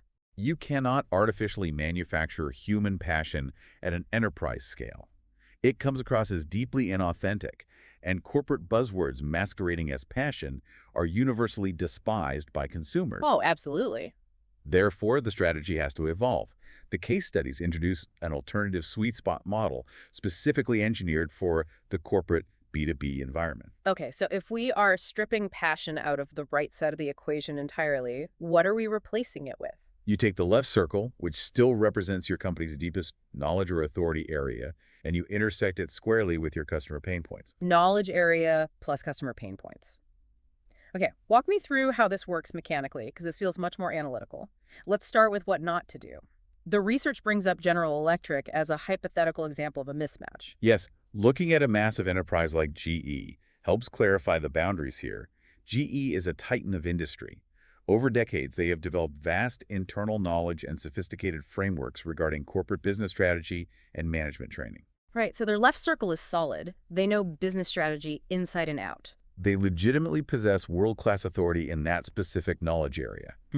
But you have to ask, does that internal knowledge actually intersect with the specific agonizing pain points of the exact customer they are trying to sell to? Let's play that out.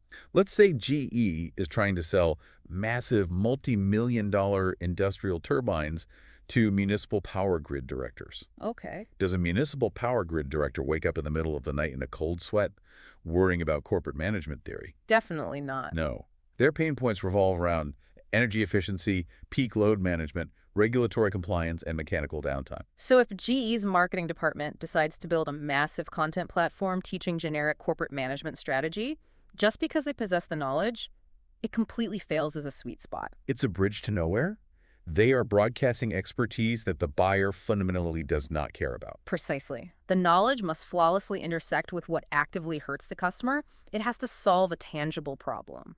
And to see this executed perfectly, we need to look at one of the most compelling case studies in the entire research file, Indium Corporation. I love this story because it is the ultimate proof of concept. It really is. It proves that this audience-building model works even in the most unsexy, highly technical, boring industries imaginable. It really is the ultimate stress test of the theory. So Indium Corporation is a global B2B manufacturing company headquartered in upstate New York. Okay. Their core business model is not glamorous at all. They develop and manufacture highly specialized industrial soldering materials, pastes, wires, and fluxes used to keep complex electronic components from melting or vibrating apart on assembly lines. So we are talking about microscopic metallurgical bonding. That is light years away from video game math or makeup tutorials. And yet, they utilize the exact same structural model to dominate their industry. Rick Short, who was the director of marketing communications at the time, realized that they had a massive asset hiding in plain sight. The engineers working inside Indium Corporation possessed more technical, metallurgical knowledge about industrial soldering than almost anyone else on the planet. That was their massive, undeniable knowledge and authority circle. Yes. Huh. So they had the left circle locked down. But they couldn't mandate that the corporate entity was passionate about solder paste. So how did they identify the right circle? What was the specific pain point? Rick Short and his team deeply analyzed the daily realities of their target audience, industrial line engineers. Right.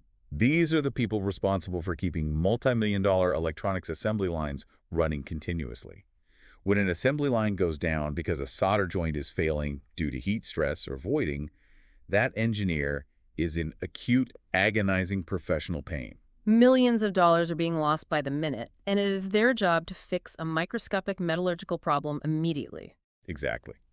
Indium realized that if they could take their deep internal knowledge and weaponize it to solve those specific, highly stressful engineer pain points, they could earn unprecedented trust. They basically decided to become the most helpful, reliable teacher in the entire industry. Exactly. They launched a massive blog platform called From One Engineer to Another. Great title. And the mechanics of this are vital to understand. They didn't have the marketing department write generic SEO articles. Thank goodness. Right. They got the actual literal engineers inside the company to write highly technical, deeply specific posts solving niche problems. They were writing about things like minimizing voiding and lead-free solder joints. Which sounds like absolute gibberish to you and me, but to an assembly line engineer whose factory floor is halted, that article is a lifeline. It is the exact answer they are desperately searching for on Google at 2:00 a.m. That's brilliant. And the results of this strategy were staggering for a legacy B2B manufacturer. Because the content was genuinely, authentically focused on solving pain, they built an immense reservoir of trust. Today, the data shows Indium manages over 70 different specialized blogs, authored by 21 different engineers within the company. Just getting 21 engineers to write blog posts is a miracle of corporate culture in itself. It is, but the business results are what truly matter to a CMO. By focusing entirely on this sweet spot authority intersecting with pain points, they became the undisputed go-to informational resource in the global soldering industry. And the financial outcome. They reported generating significantly more highly qualified inbound leads while spending just 25% of their previous traditional marketing budget. Wow. They quadrupled their lead flow while slashing their marketing spend by 75%. That is the holy grail for a B2B marketing department. It really is. They completely eliminated the need to cold call or buy expensive trade magazine ads because the customers were coming directly to them for the answers. It is the ultimate manifestation of inbound marketing. Yeah. But executing this at a corporate level introduces a very dangerous trap, which brings up a critical logistical question about scale. Right. Because if you are aiming at customer pain points, the natural corporate instinct is expansion. The instinct is to say, well, if solving this one pain point made us money, we should try to solve every pain point our customer has. Exactly. Does a company try to become everything to everyone to maximize market share? No, and that instinct towards scope creep is exactly where billions of dollars in corporate marketing budgets are incinerated every year. Just burn. Yep. They cast the net far too wide, they dilute their authority, and they become a generic, untrusted source of mediocre information. So how do you prevent that? To prevent this, the strategy introduces a brilliant framework from Doug Kessler. He is the co-founder of a highly respected B2B content marketing agency called Velocity Partners. He created a concept called the 3D sweet spot. It is essentially a calibration tool to ensure a corporate content strategy remains lethal and precise. It evaluates the sweet spot across 3 dimensions: size, shape, and depth. Okay, I gotta break each of these down thoroughly because this is where the rubber meets the road for enterprise execution. Walk me through the first dimension, size. What does Kessler mean by the size of the sweet spot? Size dictates the absolute focus of the content. Kessler argues that a corporate sweet spot should be as tight and microscopic a focus as possible without leaving out vital context. So it's about severe restraint. Exactly. If we go back to the Indium example, they didn't try to solve general manufacturing engineering problems. They didn't even try to solve electronics assembly problems. Right. They focused relentlessly and exclusively on the microscopic niche of industrial soldering materials. Because if they started writing articles about warehouse logistics or supply chain management, just because their target customer also deals with those things, they immediately dilute their core authority. Right. They become a generalist instead of a specialist. Exactly. The narrower the size of the target, the more penetrative the impact. Makes sense. The second dimension is shape, and this is entirely about institutional self-awareness. You have to know exactly where the boundaries of your company's true expertise are, and more importantly, you have to acknowledge exactly where that expertise abruptly stops. Can you give me a tangible example of how a company might violate their shape? Certainly. Let's say you are a B2B cybersecurity firm, and your sweet spot is highly technical network penetration testing. Okay, very niche. Right. You have immense authority there. Yeah. But because your clients are chief information officers, you notice they also have pain points around recruiting good IT talent. Oh, I see where this is going. So your marketing department starts writing blogs, giving HR advice on how to interview IT candidates. Ah, right. You have stepped entirely outside of your shape. Just because you understand the tech doesn't mean you possess any genuine authority in human resources or recruitment psychology. And the audience knows that. Exactly. The moment the customer reads that HR article and realizes it is shallow, generic advice, they lose trust in you. And that loss of trust bleeds over into their perception of your core cybersecurity product. Ouch. If you step outside your shape, you destroy your credibility instantly. That requires an immense amount of corporate humility and discipline. To have a CMO look at a trending topic that their customers care about and say, no, we don't know the real answer to that. That is outside our shape. We stay in our lane. It is incredibly hard to enforce, but it makes total sense. Okay, what is the final dimension? Depth. Depth requires that your content only goes exactly as deep as your actual verifiable internal knowledge allows. It is basically a warning against faking it. Right. If your software company builds basic entry-level accounting tools for freelancers, you shouldn't publish white papers attempting to solve complex multinational corporate tax inversion strategies. Because you just don't know what you're talking about. Exactly. You simply do not have the depth of expertise to speak on that with genuine authority. You must align the depth of your content perfectly with the depth of the product and the internal engineering knowledge. This 3D framework size, shape, and depth is such a powerful auditing tool. If a marketing team runs every piece of content through those 3 filters, they will virtually eliminate the generic, fluffy content that wastes budget and annoys customers. It acts as an absolute safeguard for corporate authenticity. It really does. And whether you are utilizing the knowledge plus passion model as a solo creator in your bedroom or the authority plus pain point model as an executive in a boardroom, the ultimate objective is identical. You are searching for that highly specific, fertile, uncontested ground where you can plant your flag, own the conversation, and become the undisputed, trusted resource. This has been an incredibly illuminating roadmap, and it fundamentally challenges how we think about starting a venture. Let's synthesize all these moving parts into the core takeaway. Sounds good. The soul of this entire strategy, the real aha moment here, is that you do not need to invent a brand new disruptive industry to be successful today. You don't need to lock yourself in a garage for 3 years trying to invent the next iPhone. No, you don't. And you certainly do not need to rely on raising millions of dollars in venture capital just to buy your way into the public's attention with intrusive advertising. The paradigm of business creation has fundamentally, permanently shifted. The legacy models of brute force marketing are dying. Thus, The most powerful, the most resilient, and ironically, the least financially risky business asset you could possibly build in the modern digital economy is an engaged, trusting audience. and you cannot capture or retain that audience by shouting at them. No. You capture them simply by discovering the authentic, highly specific intersection of what you are genuinely capable of doing and what you deeply, enthusiastically care about. Or, if you are an enterprise, colliding what you are highly capable of doing with what your customer desperately needs solved. You take an everyday skill, you mix it with a potent, emotional, or practical driver, and you create a chemical reaction that the audience simply cannot ignore. And when you operate consistently from within that sweet spot, The grueling process of content generation stops feeling like an artificial chore. It becomes a natural, sustainable byproduct of your genuine expertise and your energy. It just flows. Yes, that authenticity breeds consistency, and that consistency is the only mechanism that ultimately builds long-term trust and unshakable customer loyalty.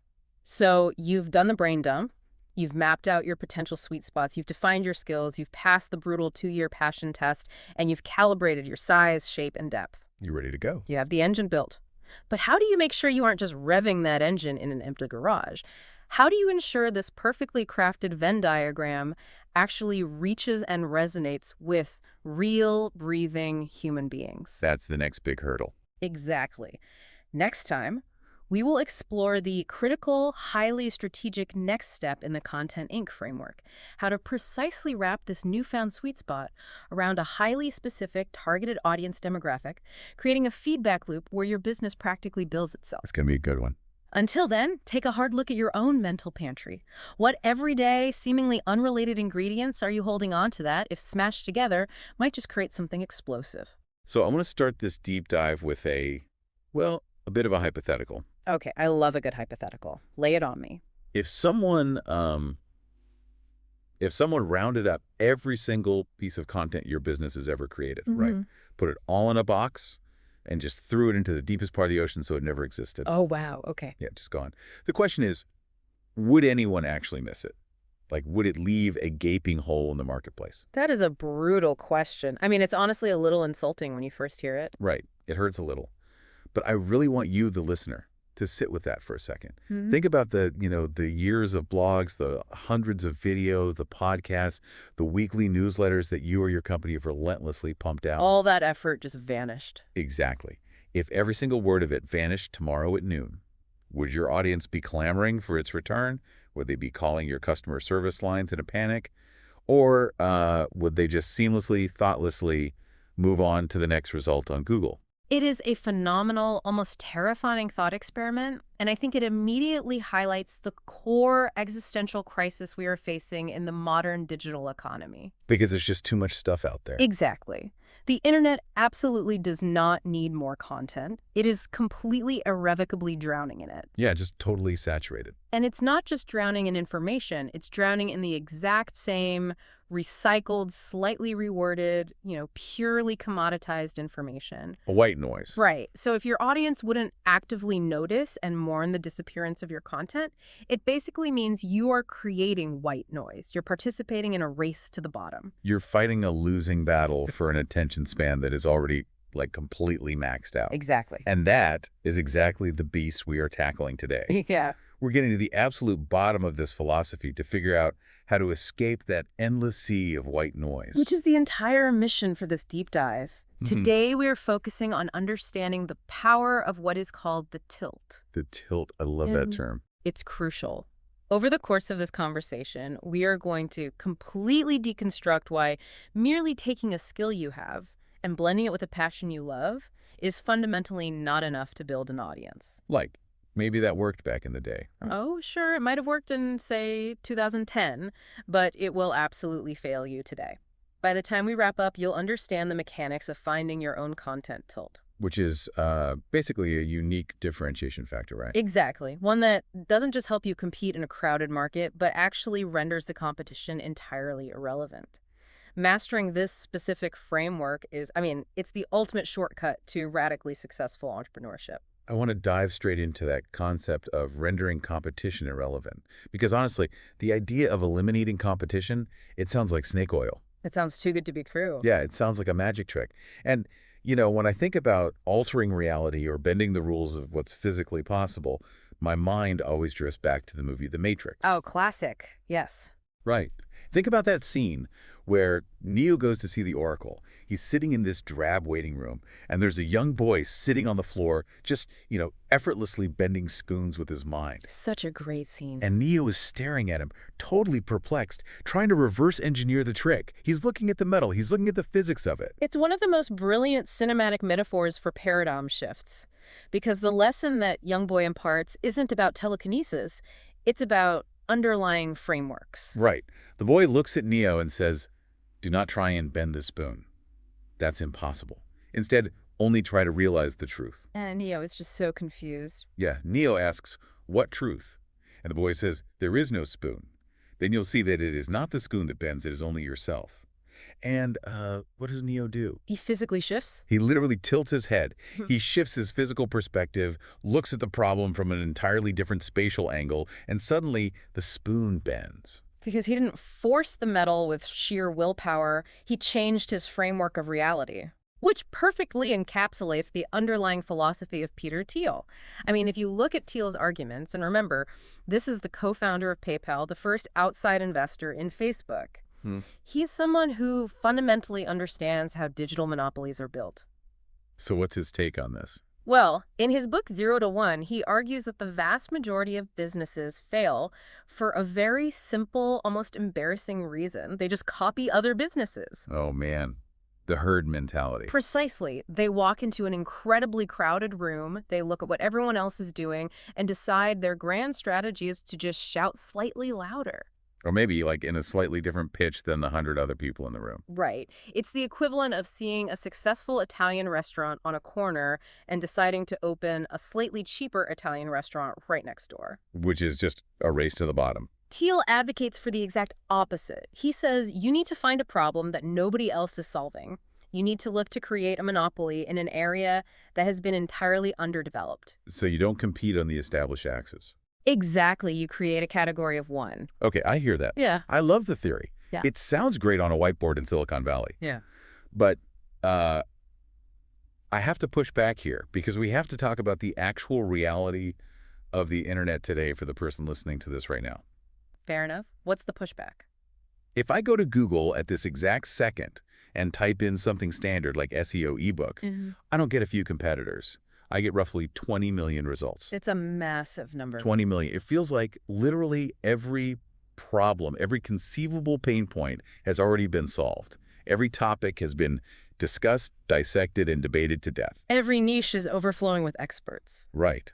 So how is a Thiel-style monopoly even conceptually possible in modern content creation when there are 20 million other people talking about the exact same thing you want to talk about? That is the friction point. That is the exact wall where 99% of creators and entrepreneurs just give up. Or worse, they just join the pile and become result number 20,000,001. So how do we bypass that wall? To solve this, we have to look at the mechanical definition of the word tilt. It's not just a cute marketing buzzword. It operates on two very distinct, actionable levels. Okay, break those down for me. What's the first level? The first definition of tilt is to lean, incline, slope, or slant. Think of Neo tilting his head. Okay. It means taking the exact same broad subject, like SEO or cooking or personal finance, but looking at it from a slightly off-center perspective. So you are not trying to invent a new topic. Exactly. You are not trying to discover a secret subcategory of SEO that no one has ever heard of. You are slanting your view of the established topic. Okay, so a spatial shift in perspective. That implies like a passive observation. What's the second definition? Let me guess. Is it like a pinball machine? Like tilting the board to forcefully manipulate the outcome? That's close, but it's even more aggressive than that, actually. The second definition is to aim or thrust, specifically the way a knight would tilt a lance in a medieval joust. Oh, wow. So it's an offensive maneuver. Yes. So when you combine the passive and the aggressive definitions, a content tilt means looking at a saturated niche from a slanted perspective in a way that creates a specific opportunity for you to attack, to lead, and ultimately to own that newly defined category. So it's not just looking differently. It's looking differently with the intent to strike. Exactly. But let me challenge this slant idea. If my topic is SEO, and I decide to slant my perspective 15 degrees to the left, doesn't that just land me on something like SEO for plumbers? A lot of people think that. Right, and isn't that just another crowded room? How do I know I've tilted into empty space and not just into another sub-niche that already has 5 million search results? That is a brilliant distinction, actually. The mistake most people make is thinking that tilting just means niching down demographically. Right. SEO for plumbers isn't a tilt. It's just a smaller demographic slice of the exact same straight-on perspective. So what is a true tilt then? A true tilt, what Andrew Davis calls the hook, is a fundamental shift in the premise of the content, not just the audience. It's a twist on a familiar theme designed to ensnare your audience neurologically. Give me an example of that for SEO. Well, if you look straight on at SEO, you see algorithms and keyword density. A tilt might be approaching SEO entirely through the lens of behavioral psychology and human irrationality. Oh, wow. Ignoring the algorithms completely. Right. It's a structural, tonal, or philosophical shift that makes the old way of looking at things feel obsolete. I love that. You're not inventing a new spoon. You're completely shifting your physical and philosophical approach to the spoon. The spoon is still there, but you're interacting with it in a way no one else is. Perfectly said. Let's bring this down from the theoretical into something painfully practical. We need to talk about what Jay Baer calls the knitting blog trap. Oh, yes, this is such a common trap. It perfectly captures the naive, almost tragic optimism of so many entrepreneurs. Imagine someone waking up on a Saturday morning and saying, hey, you know what? I really like knitting. I'm good at it. So I'm going to start a knitting blog. And that exact internal monologue happens thousands of times a day across every conceivable hobby, B2B industry, and software category. Right. And as Baer points out, the arrogance of that thought process is astounding. You're going to start a knitting blog today. There are already 27 world-class, beautifully designed knitting blogs out there. Or 2,700. Or 27,000. Why on earth would anyone, anywhere, stop reading the knitting blog that they have loved, trusted, and followed for the last 3 years just to come and read yours? And this brings us to the underlying psychology of audience behavior and what we call the competitive calculus. The competitive calculus. Tell me more about that. This is where the vast majority of creators fail because they completely ignore the neuroscience of human habits. Human beings are cognitively lazy. And you don't mean that as an insult, right? Yeah, not at all. It's an evolutionary survival mechanism. Our brains rely on heuristics and established habits to conserve energy. Breaking a habit requires a massive spike in cognitive load. So reading their favorite knitting blog is an established neural pathway. It's safe, it's familiar, it requires zero energy to decide to go there. Exactly. Audience attention is a brutal zero-sum game. Time is the only truly finite resource. Right. For someone to spend 10 minutes reading your new knitting post, they have to actively choose not to spend those 10 minutes reading their favorite established knitting post, or watching Netflix, or sleeping. You are asking them to break an established, comfortable habit. And a generic, straight-on approach to a topic, no matter how high the production value is, will absolutely never generate enough neurological friction to break a user's established habit. This is such a massive blind spot, because if I sit you down and ask, why should I read your blog instead of the one I already read? And your internal answer is simply, well, because it's mine, and I work really hard on it, and I have good grammar, you are dead in the water. Completely dead. The internet does not care about your effort. It does not care about your hard work. It only cares about the unique, irreplaceable utility you provide. If you cannot articulate exactly, specifically and undeniably why your content is entirely different from the established players, you shouldn't publish a single word. You need to go back to the drawing board. You have to be able to tell a completely different story, not a better story, a different one. So how does this competitive calculus actually play out in the wild? Because, it's easy for us to sit here and say, be different, break habits. But executing it is a whole other beast. Execution is everything. Let's look at two highly specific, wildly successful examples of people who found their tilt and completely dominated deeply saturated markets. Let's start with Klaus Pilgaard, better known as Jilly Klaus. Oh, this is a masterclass in pivoting away from a dominant, entrenched narrative. Completely. So Klaus is a guy in Denmark who loves chili peppers. Now let's look at the straight-on standard narrative of the spicy food internet. Which is everywhere. There are tens of thousands of YouTube channels and blogs dedicated to hot peppers. And almost universally, they focus on one singular thing: agony, the extreme heat. The macho angle. Yeah, the macho. I ate a Carolina Reaper, and now I'm sweating, crying, and chugging a gallon of milk to prove how tough I am angle. It's a completely saturated market of self-inflicted pain for views. That is the established framework, the spoon, if you will. Right. If Klaus just ate a hot pepper and cried on camera, he's one of a million. He has zero competitive calculus. But Klaus tilted his approach. How did he do it? Instead of focusing on the heat and the machismo, he focused on the taste and the nuance of the peppers. And to hammer this tilt home, he incorporated his actual background. He is a classically trained musician. Which creates a massive cognitive dissonance for the viewer. Exactly. The brain expects screaming and milk chugging. Instead, there is this famous, surreal video where Claus is formally conducting the Danish National Chamber Orchestra. It's so good. They're playing a beautiful, sophisticated rendition of Tango Jalousie, and simultaneously, he and the entire formal wear-clad orchestra are consuming some of the world's hottest chili peppers. It is absurd. It is brilliant. The juxtaposition of highbrow classical music and the visceral physical reaction to capsaicin is mesmerizing. That single video got millions of views. He became a cultural phenomenon in Denmark. Right, and not by inventing a new breed of chili pepper, but by drastically tilting the lens through which we view them. And let's dissect why that worked from a psychological standpoint. The brain is an anticipation machine. As you scroll, your brain is constantly predicting what will happen next. So when it sees the pepper... Right. When you see a thumbnail of a guy holding a hot pepper, your brain predicts screaming. When you click and instead you get a classical symphony, the brain experiences a pattern interrupt. The standard narrative is broken. Exactly. That is the 15-degree pivot in action. And we see this exact same mechanism in our second example, Ann Reardon. She's the creator of the YouTube channel How to Cook That. Now, if the chili pepper market is crowded, the baking and recipe market on YouTube is a black hole. Oh, it is infinitely dense. It's perhaps one of the most commoditized content categories on the internet. Yeah. Everyone has a chocolate chip cookie recipe. Right. If Ann Reardon, who is incredibly talented, by the way, had just started a channel doing high-quality tutorials on how to bake a standard vanilla cake or a lemon meringue pie, she would have been buried alive. Under a million other videos from the Food Network, Bon Appetit, and thousands of home bakers. Her competitive calculus would have been zero. Nobody is leaving their favorite baking channel to watch her make a normal pie. Yeah. So she tilted.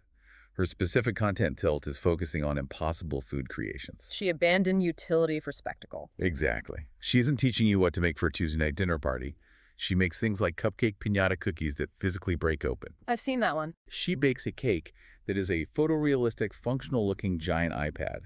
She bakes intricate, multi-layered miniature desserts in a tiny dollhouse-sized kitchen using tweezers. What is crucial to understand about both Claus and Anne is that neither of them invented their core subject matter. Right. Claus did not discover spicy food. And Anne did not invent flour and sugar. They didn't need a new subject. They identified the massive, invisible current of the standard narrative in their industry. For chili, the current was heat and pain. For baking, the current was standard, practical recipes. Their genius was simply recognizing that current and forcefully paddling 15 degrees perpendicular to it. Claus pivoted to taste and high culture performance. And Anne pivoted to impossible illusionary creations. They found pockets of absolute zero competition hiding in plain sight within massive, deeply saturated markets. Let's actually workshop this right now for the listener. Yeah. Let's take a painfully boring, saturated topic. Say, B2B supply chain management software. Okay, that is as dry as it gets. The straight-on narrative is, here are 5 ways our software saves you money and time.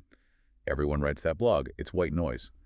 How do you tilt that? Well, you look at the established axes. Everyone is competing on efficiency and cost savings. To tilt, you abandon those axes. What if the tilt is supply chain forensics? Ooh, I like that. Instead of talking about saving money, you produce investigative journalism-style content about the most catastrophic billion-dollar supply chain failures in history, analyzing the human psychology and systemic errors that led to them. Wow. So you don't pitch your software at all? No.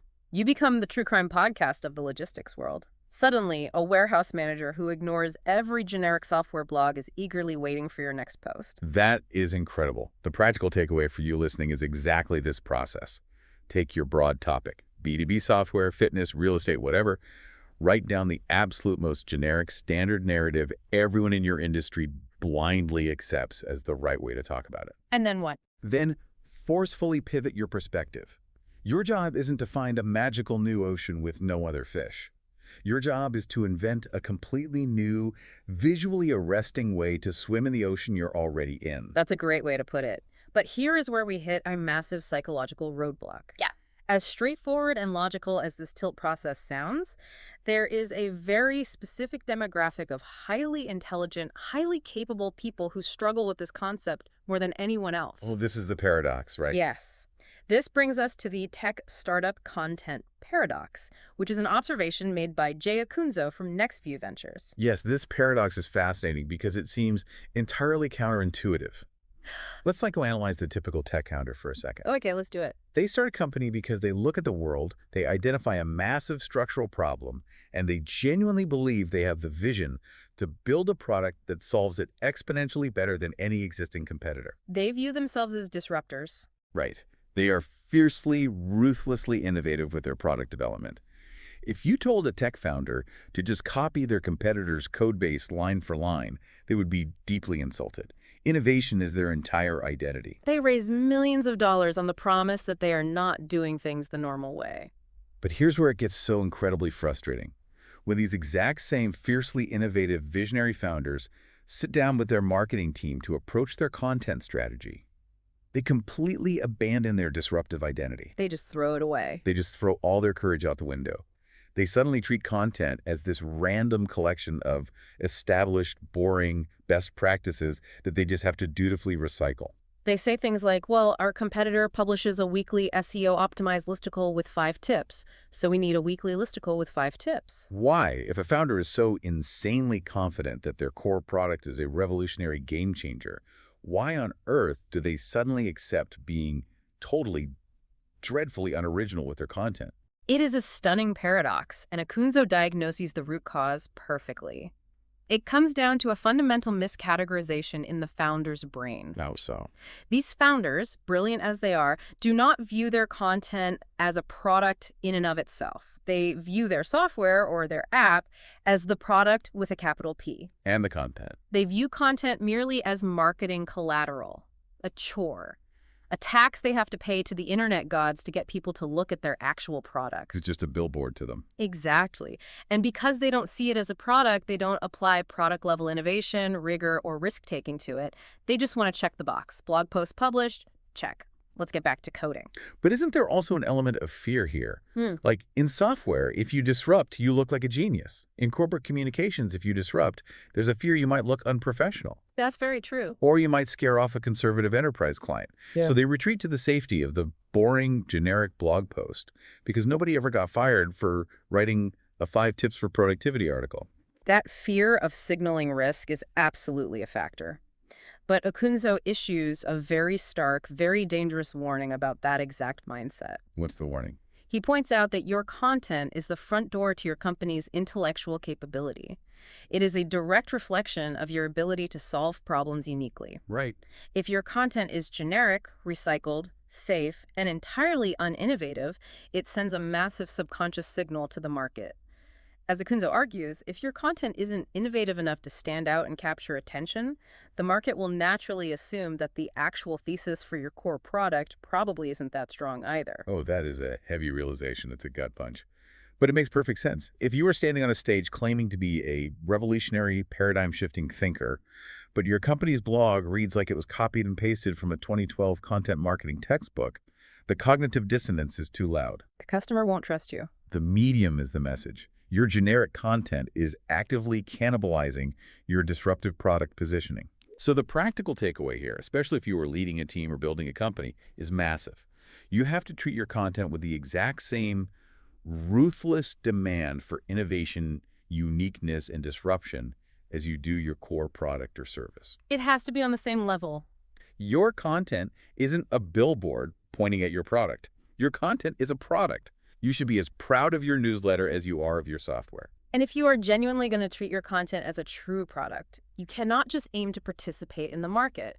You can't aim for the middle of the pack. You have to aim for total, unapologetic market dominance. You have to want to lead the category. Which brings us to the operational framework of this entire philosophy, setting audacious goals and finding your content hedgehog. Okay, let's pull in Jim Collins here from his seminal book, Good to Great. He coined the concept of BHA's big, hairy, audacious goals. Right. The premise is that if you are not striving to be the absolute, undeniable, undisputed go-to resource for your specific industry niche, you are settling for comfortable.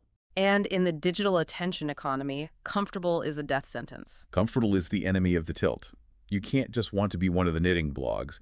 You have to want to be the only knitting blog that actually matters to your specific audience. It requires a level of raw ambition that makes a lot of creators deeply uncomfortable.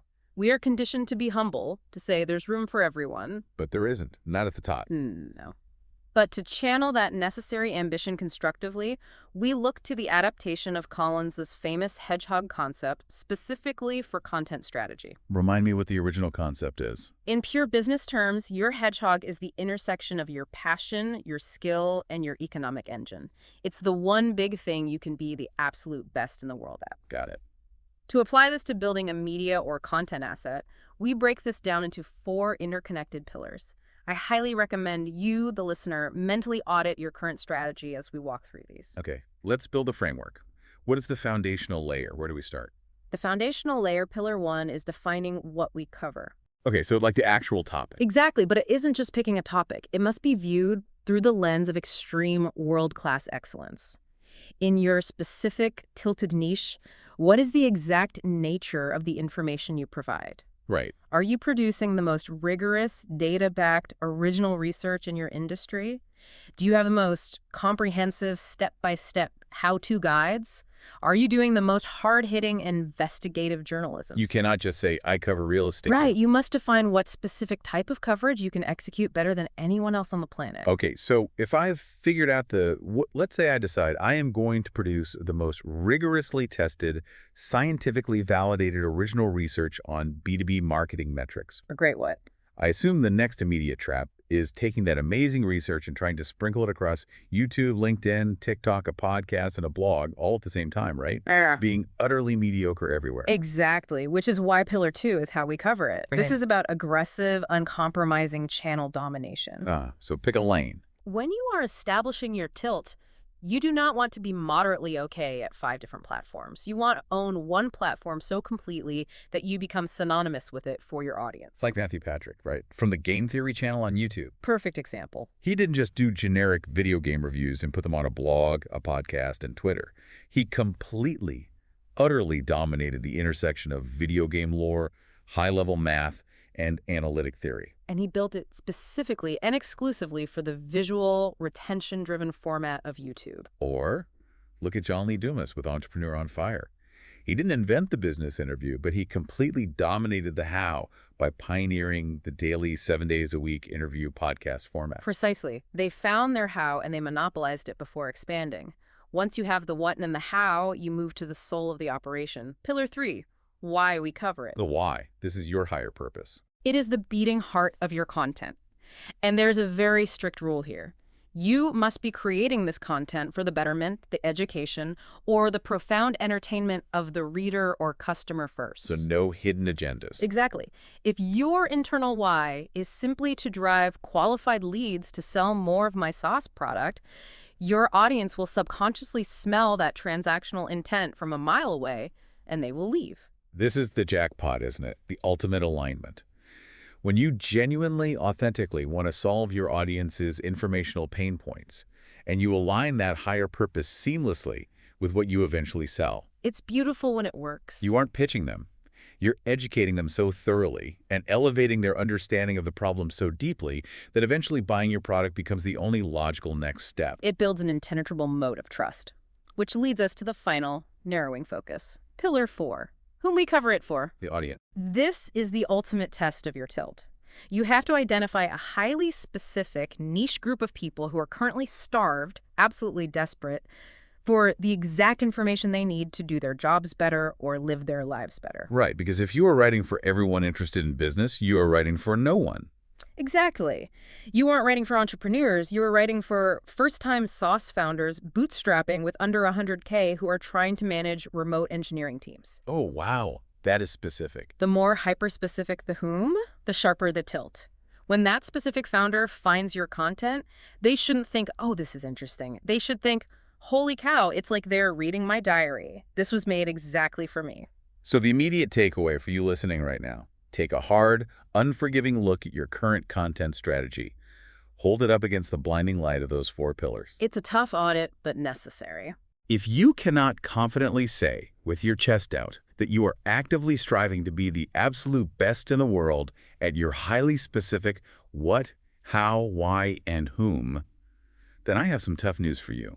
You have not tilted far enough. You are still too close to the center of the room. You are still trying to bend the spoon with your hands by just working harder. If we pull all these disparate threads together, from Peter Thiel's monopolies to the neuroscience of habit breaking to the tech founder's paradox, we arrive at the true, undeniable soul of this entire philosophy. Leonis.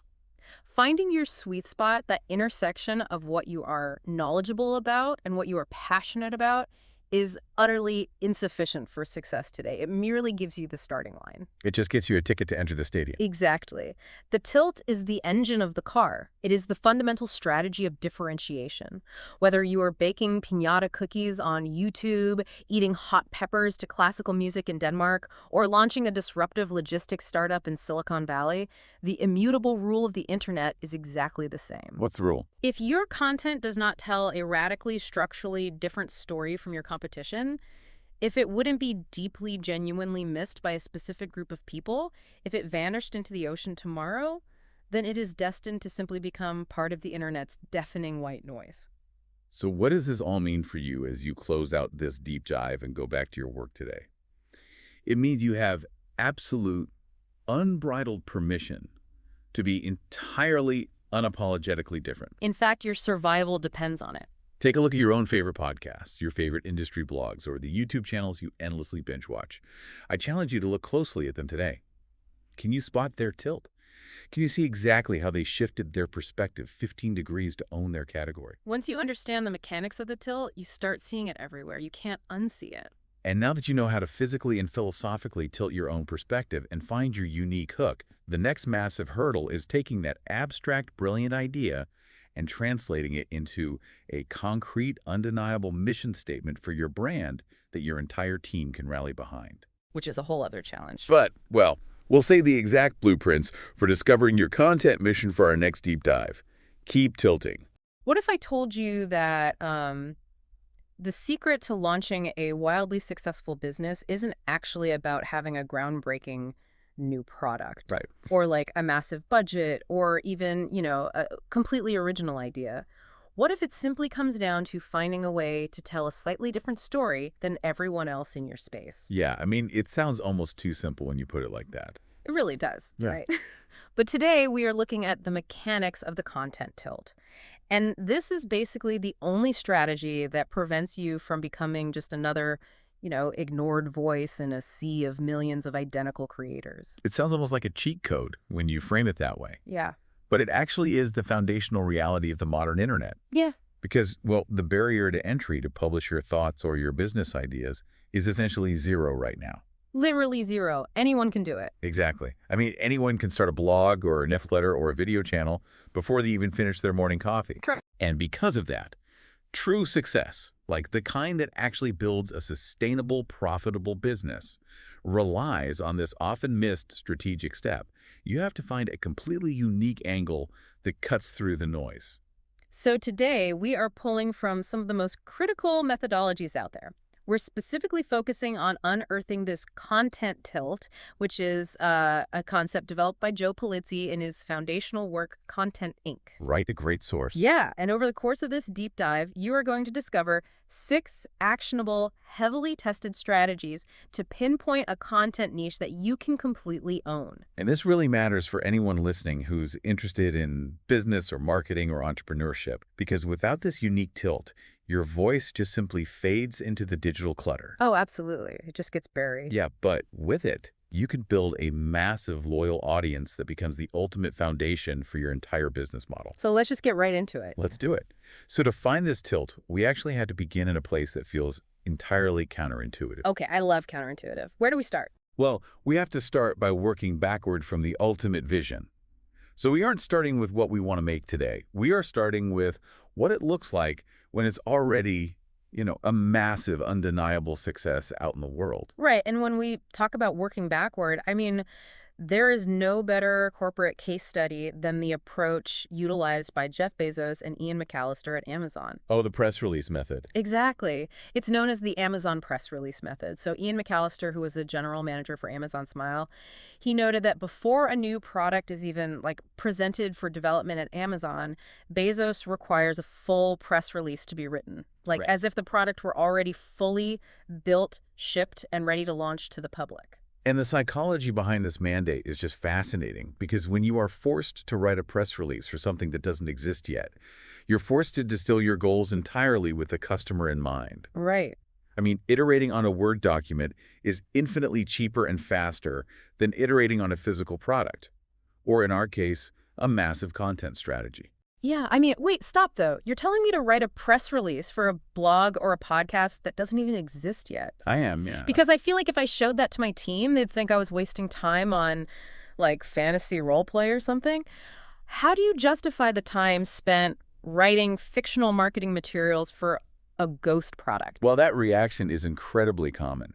And it usually comes from the place of just, wanting to dive in and start making things immediately. We all want to just hit record or start typing. Exactly. But think of it not as writing a fictional review, but as writing the pitch that gets the studio to fund the film in the first place. Oh, I like that. Yeah, because if you write this press release and you read it back and it sounds incredibly boring, or worse, it sounds exactly like your biggest competitor. And your tilt isn't sharp enough. Exactly. The press release acts as a brutal stress test for your core concept. It exposes weak ideas immediately. Okay, that makes sense. So it's a stress test for the vision. So let's make this highly practical for you listening right now. How do we actually construct this stress test? Because Amanda MacArthur, she's the managing editor for Makota Daily, she detailed the critical architecture of this exact Amazon method, but adapted it directly for content creators. Right. She breaks it down perfectly. Yeah, she breaks it down into a 9-step template. So let's walk through the mechanics of this, because I feel like the devil is absolutely in the details here. Let's do it. And I'd recommend you visualize a hypothetical business idea as we go through this, just to see how the stress test functions in real time. Perfect. So let's say I want to start a newsletter about urban gardening. Okay. Good topic. Step 1 of the template is the heading. So you have to name the content area in a way the reader will instantly understand. Right. If my heading is just the urban gardening newsletter, how does that fare? It fails the stress test immediately. Ouch. Really? Instantly. Instantly. A heading like that is just too broad. I mean, it doesn't communicate any specific angle or value. The heading needs to hint at the tilt. So a better heading might be something like balcony harvest. The first newsletter dedicated to growing full-scale vegetable gardens in under 20 square feet. Oh, wow. Okay, yeah, that is way better. Instantly, the reader knows exactly what this is and how it differs from just some generic gardening blog. Exactly. And that leads directly into step 2, which is the subheading. Right. This is where you explicitly describe who the market for the content is and what specific benefit they get. So building on your balcony harvest example, the subheading would be something like, for apartment dwellers who want organic produce without needing a backyard, saving hundreds on groceries every month. Yes. Notice how specific that is. You are isolating the exact person you want to talk to. Yeah, apartment dwellers saving money on groceries. Right. Then step 3 is the summary, which is just a quick one-paragraph overview of the content and that core benefit. It's basically the elevator pitch. Okay, that seems straightforward enough. But steps 4 and 5, the problem and the solution. This is where the true magic of the content tilt actually happens. So let's linger on the problem and solution then, because this seems like the pivot point of the whole exercise. It really is. You have to explicitly describe the problem your content solves. But if I just write, the problem is people want to garden, but they live in cities, is that deep enough? Not quite. Because if the problem you're solving is the exact same problem 50 other popular gardening blogs are solving in the exact same way, well, your press release is just going to read like a duplicate of theirs. Yeah, that makes sense. It's boring. Right. You have to find the specific friction.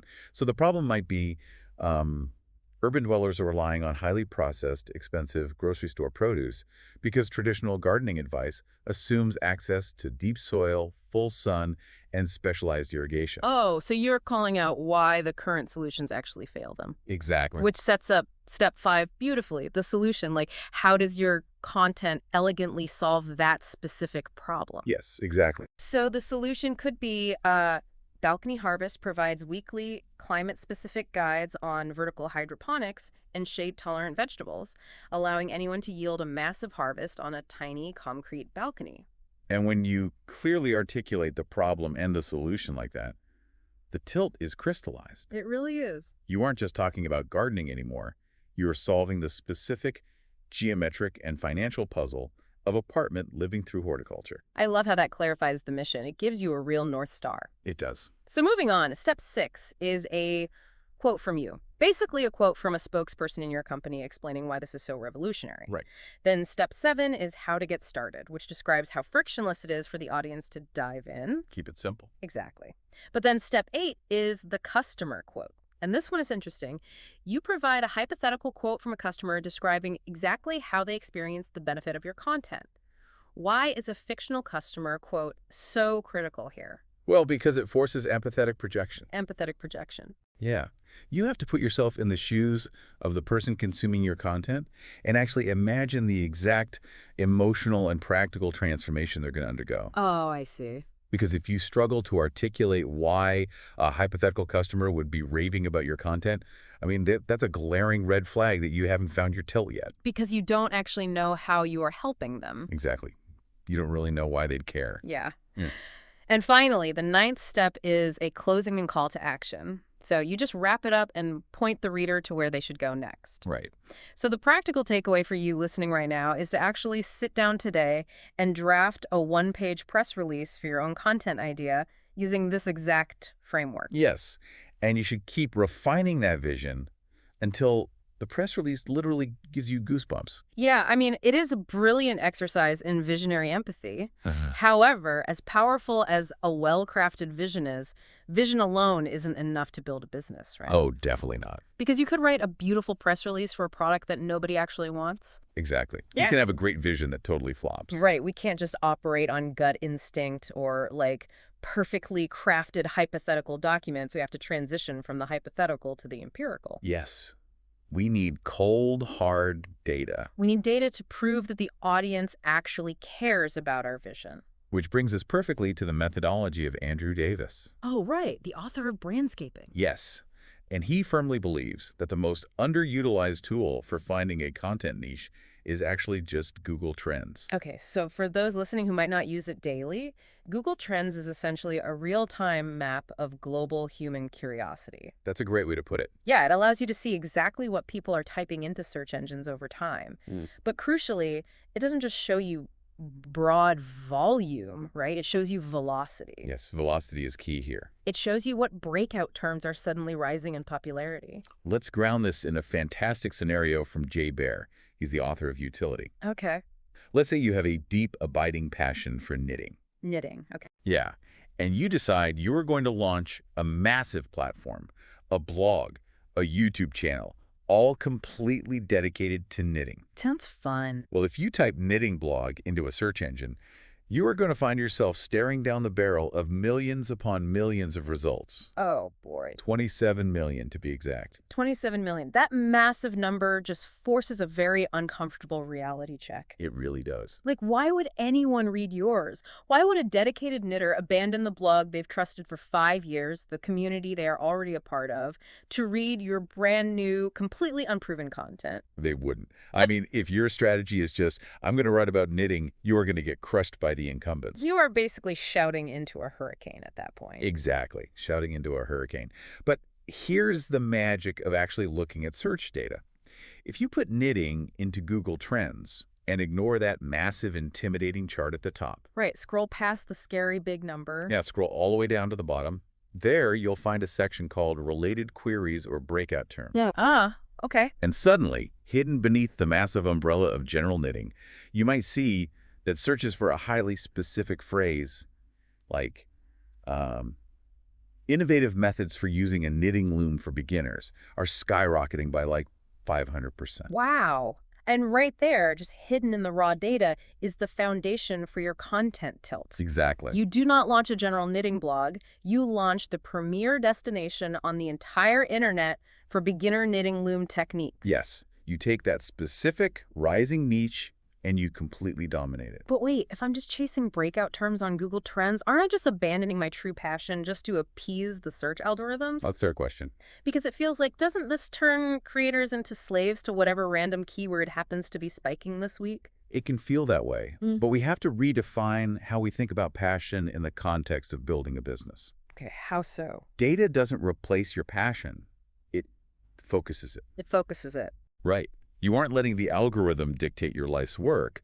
You're using the data to find the exact intersection where your genuine passion meets a real, verifiable content hole in the market. A content hole. I really like that visualization. It's like finding a gap in the armor of the internet. Exactly. Yeah. It's a gap where audience demand is suddenly surging, but the high-quality supply of answers is just incredibly low. Right. I mean, if you love knitting, you likely have the capacity and the interest to love knitting looms.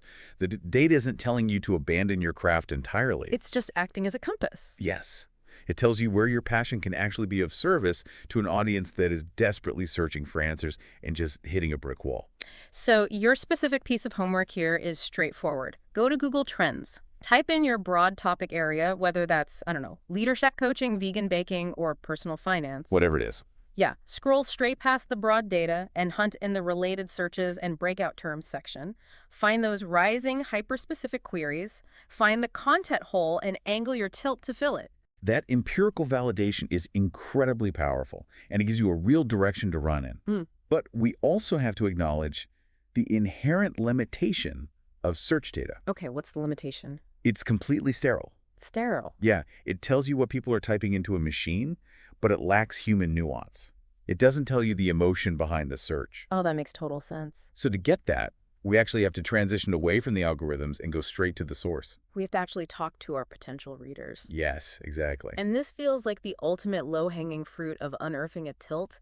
And honestly, it just blows my mind how many entrepreneurs and creators completely skip this step. It is wild how often it gets skipped. We get so comfortable behind our screens looking at charts that we forget there are actual living human beings on the other side of those searches. And Adele Ravella, she's a leading thinker on buyer personas, she champions this concept heavily. She argues that absolutely nothing replaces one-on-one conversations with your target audience. Yeah. Nothing. Yeah. And you can gather this qualitative data in several ways. Yeah. I mean, yes, getting on a phone call or a Zoom meeting is the gold standard. Sure. But it also means setting up keyword alerts or diving deep into your web analytics to see what specific pages people are lingering on. Right. Or engaging in active social media listening, like monitoring specific LinkedIn groups or industry hashtags just to see what people are complaining about. Yeah. Even using simple, accessible tools like SurveyMonkey to ask your audience. That Henry Ford quote is the perfect pushback. And it highlights exactly why the framing of these conversations is everything. The framing. Yeah, because you aren't asking the audience to invent your content strategy for you. In your dinner party analogy, you aren't asking them to design the menu from scratch. Right. You are listening to identify their specific pain points and their struggles. You're looking for the friction in their daily lives that they just can't seem to resolve. Okay, so sticking with the dinner party, you aren't asking them what to cook. You are asking them about their current diet and finding out, oh, they are actually highly allergic to everything currently being served by every other restaurant in town. That is the perfect way to look at it, because if you ask a mid-level marketing executive what they want to read, they'll probably just give you a generic answer. Yeah. They might say, I want to read about marketing trends. Which doesn't help at all. Yeah, it would help you find a tilt. But if you change the question and ask them, what is the most frustrating, time-consuming part of your Tuesday morning, they might give you an absolute goldmine. Oh, wow, yeah. They might tell you, I spent 3 hours trying to figure out how to attribute leads from my social media channels to actual sales, and I can't find a single clear step-by-step guide on how to do it. Boom. There's the pain point. Yeah. And there's the tilt. Exactly. You don't write a blog about marketing trends. You create the ultimate resource for social media lead attribution. Yes. You are hunting for friction because where there is friction, there is a desperate need for a solution. The qualitative feedback gives you the why behind the what of the Google Trends data. So stop sitting in a room with a whiteboard trying to imagine what your audience wants. Stop guessing. Your takeaway right now is to schedule just one 15-minute chat with a potential reader or customer this week. Just one is a great start. Just one. Ask them about their frustrations, not their desires. Or spend 20 minutes actively listening to industry hashtags on social media. And don't post anything while you do it. Right, don't post. Just read the complaints. Uncover what is genuinely frustrating your audience right now. Now, at this stage in the process, you have a solid hypothesis. You have a vision mapped out in a press release. You have search data showing a content hole.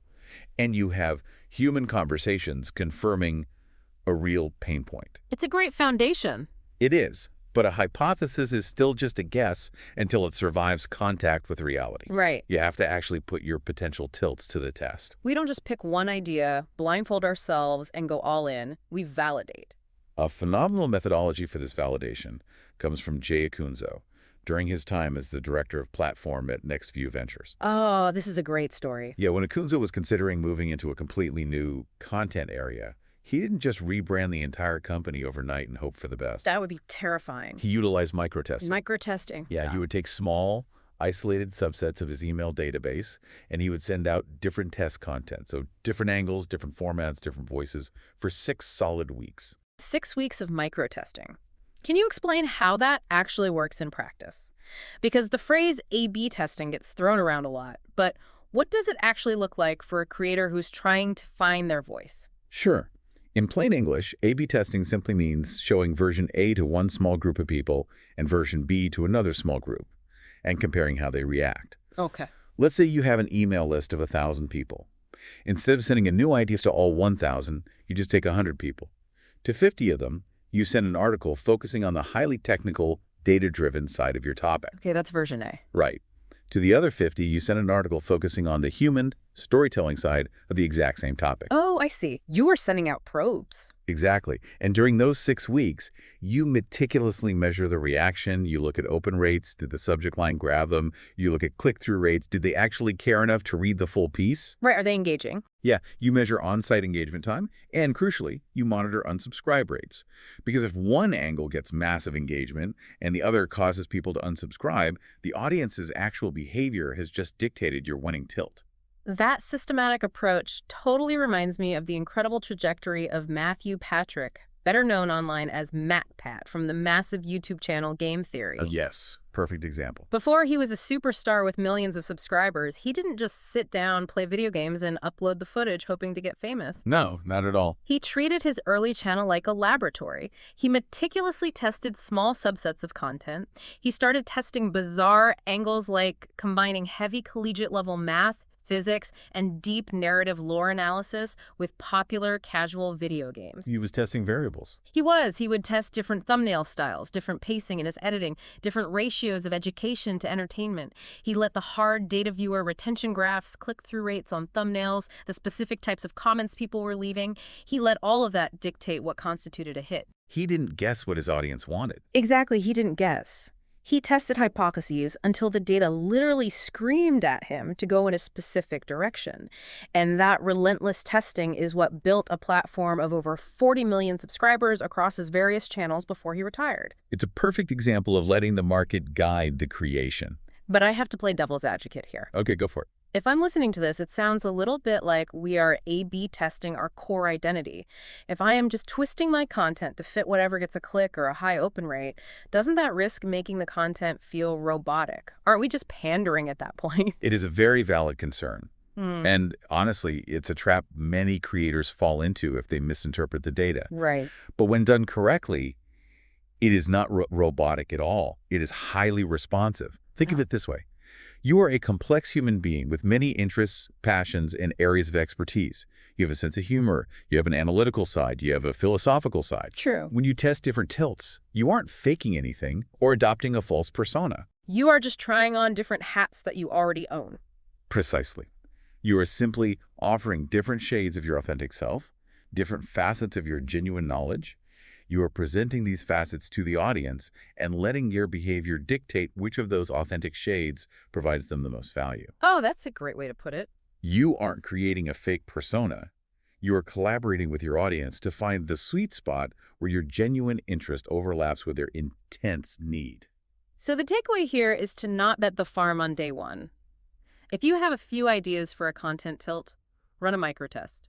Send out 2 or 3 different angles of content to a small segment of your audience, maybe via an email newsletter or a few experimental social media posts. Yes. Let their engagement metrics guide your ultimate decision.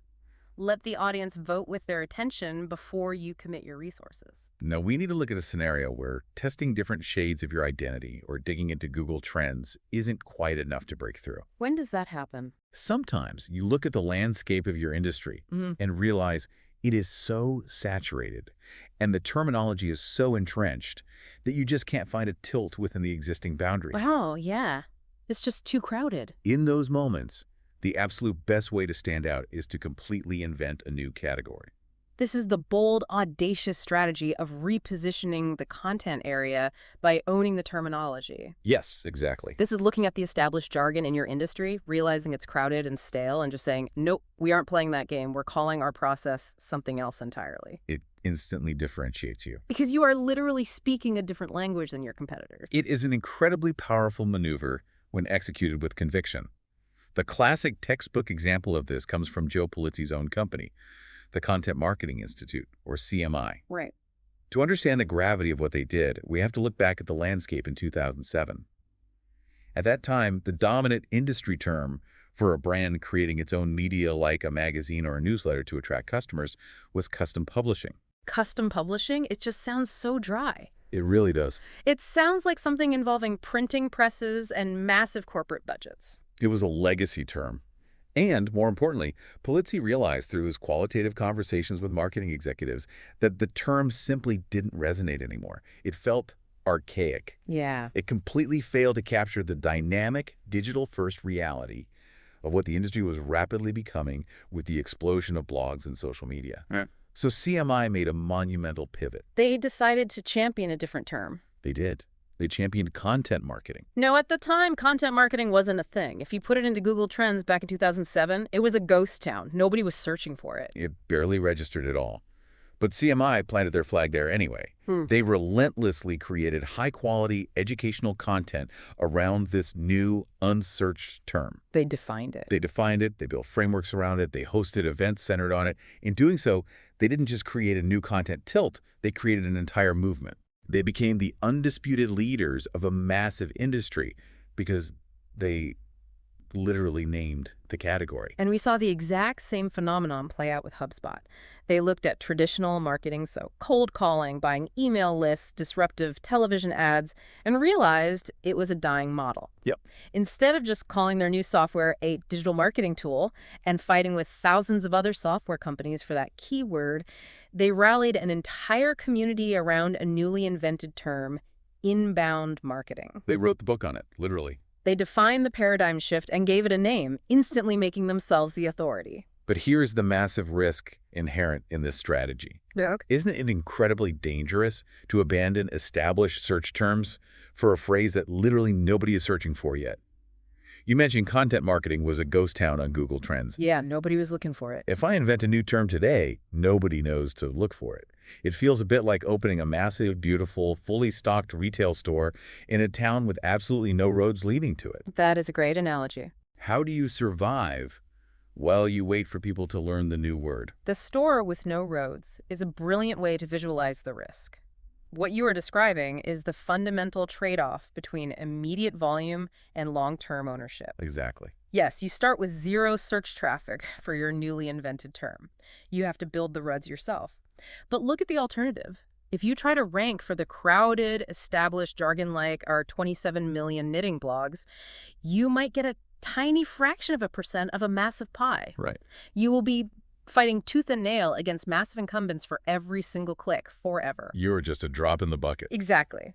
But if the industry jargon is stale, confusing, or simply fails to describe the true value of your specific approach, inventing a new term allows you to become the absolute uncontested leader of a new movement. Yeah, you start with zero traffic, true. But you gain 100% market share of the future search volume that your movement generates. When the town finally builds those roads, all of them lead directly to your store and yours alone. You are playing the long game. You are sacrificing the easy, immediate traffic of crowded keywords for the total dominance of a category you created. So for the listener, your practical takeaway is an audit of your industry's language. Look at the jargon your competitors use. Is it crowded? Is it boring? Does it fail to describe the true magic or the specific methodology of what you do? If so, invent a new, highly specific term for your process, your framework, or your philosophy. And then, and this is the hard part, consistently build amazing content around it until you own it completely in the minds of your audience. Which brings us inevitably to the final reality check of this entire deep dive. Yeah. You can write the most empathetic press releases, you can scour Google Trends for days, you can interview your audience until you are blue in the face, you can run rigorous A/B tests, and you can invent clever new terminology that perfectly captures your ethos. We have to acknowledge that all these brilliant strategies are entirely useless without the final, most crucial step. Doing the work. Doing the work. There is a deeply profound philosophy from legendary radio producer Ira Glass.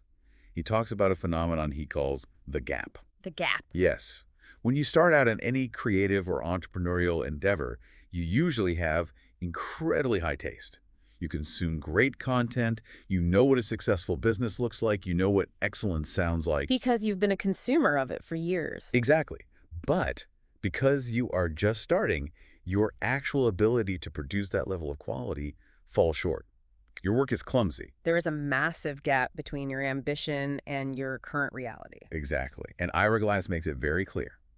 The only way to close that gap is to put yourself on a strict deadline and do a massive volume of work. You can't just think your way out of it. No, you have to fight your way through the friction of creation. You cannot think your way across the gap. You have to work your way across it. It is so easy to get paralyzed in the planning phase. We get addicted to the whiteboard. We really do. We want the content tilt to be absolutely flawless, bulletproof, and perfectly articulated on paper before we ever hit publish or record anything.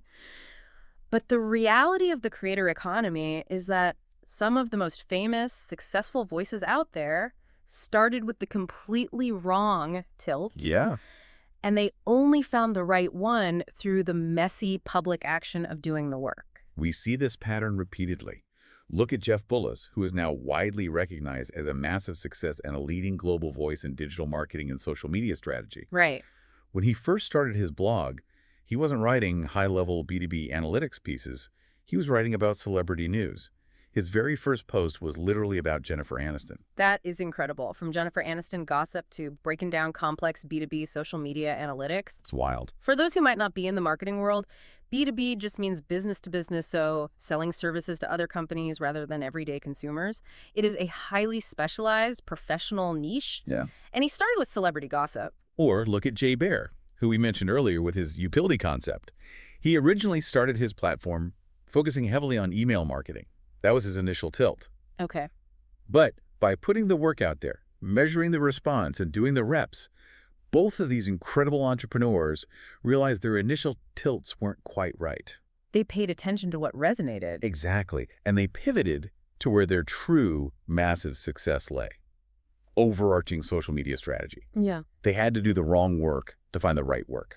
It's like going on a massive cross-country road trip before you know the exact destination city. You just know you need to head west. Yeah. You can't sit in your driveway endlessly studying the map, trying to anticipate every single traffic jam, waiting for the perfect, unimpeded route to magically appear. You will never leave the driveway. Exactly. You just have to get the car on the highway, start driving, and figure out the specific turns, the detours, and the final destination as you go. The momentum of the vehicle is what allows you to actually steer it. Momentum is everything. Perfection is an illusion. And worse, it is the enemy of progress. You simply cannot conceptualize a perfect, unassailable content tilt in a vacuum. Right. It just doesn't work that way. It doesn't. Because you are dealing with human beings, and human beings are unpredictable.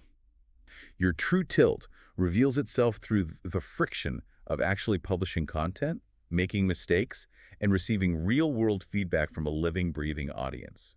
So your final practical takeaway for today is a direct call to action.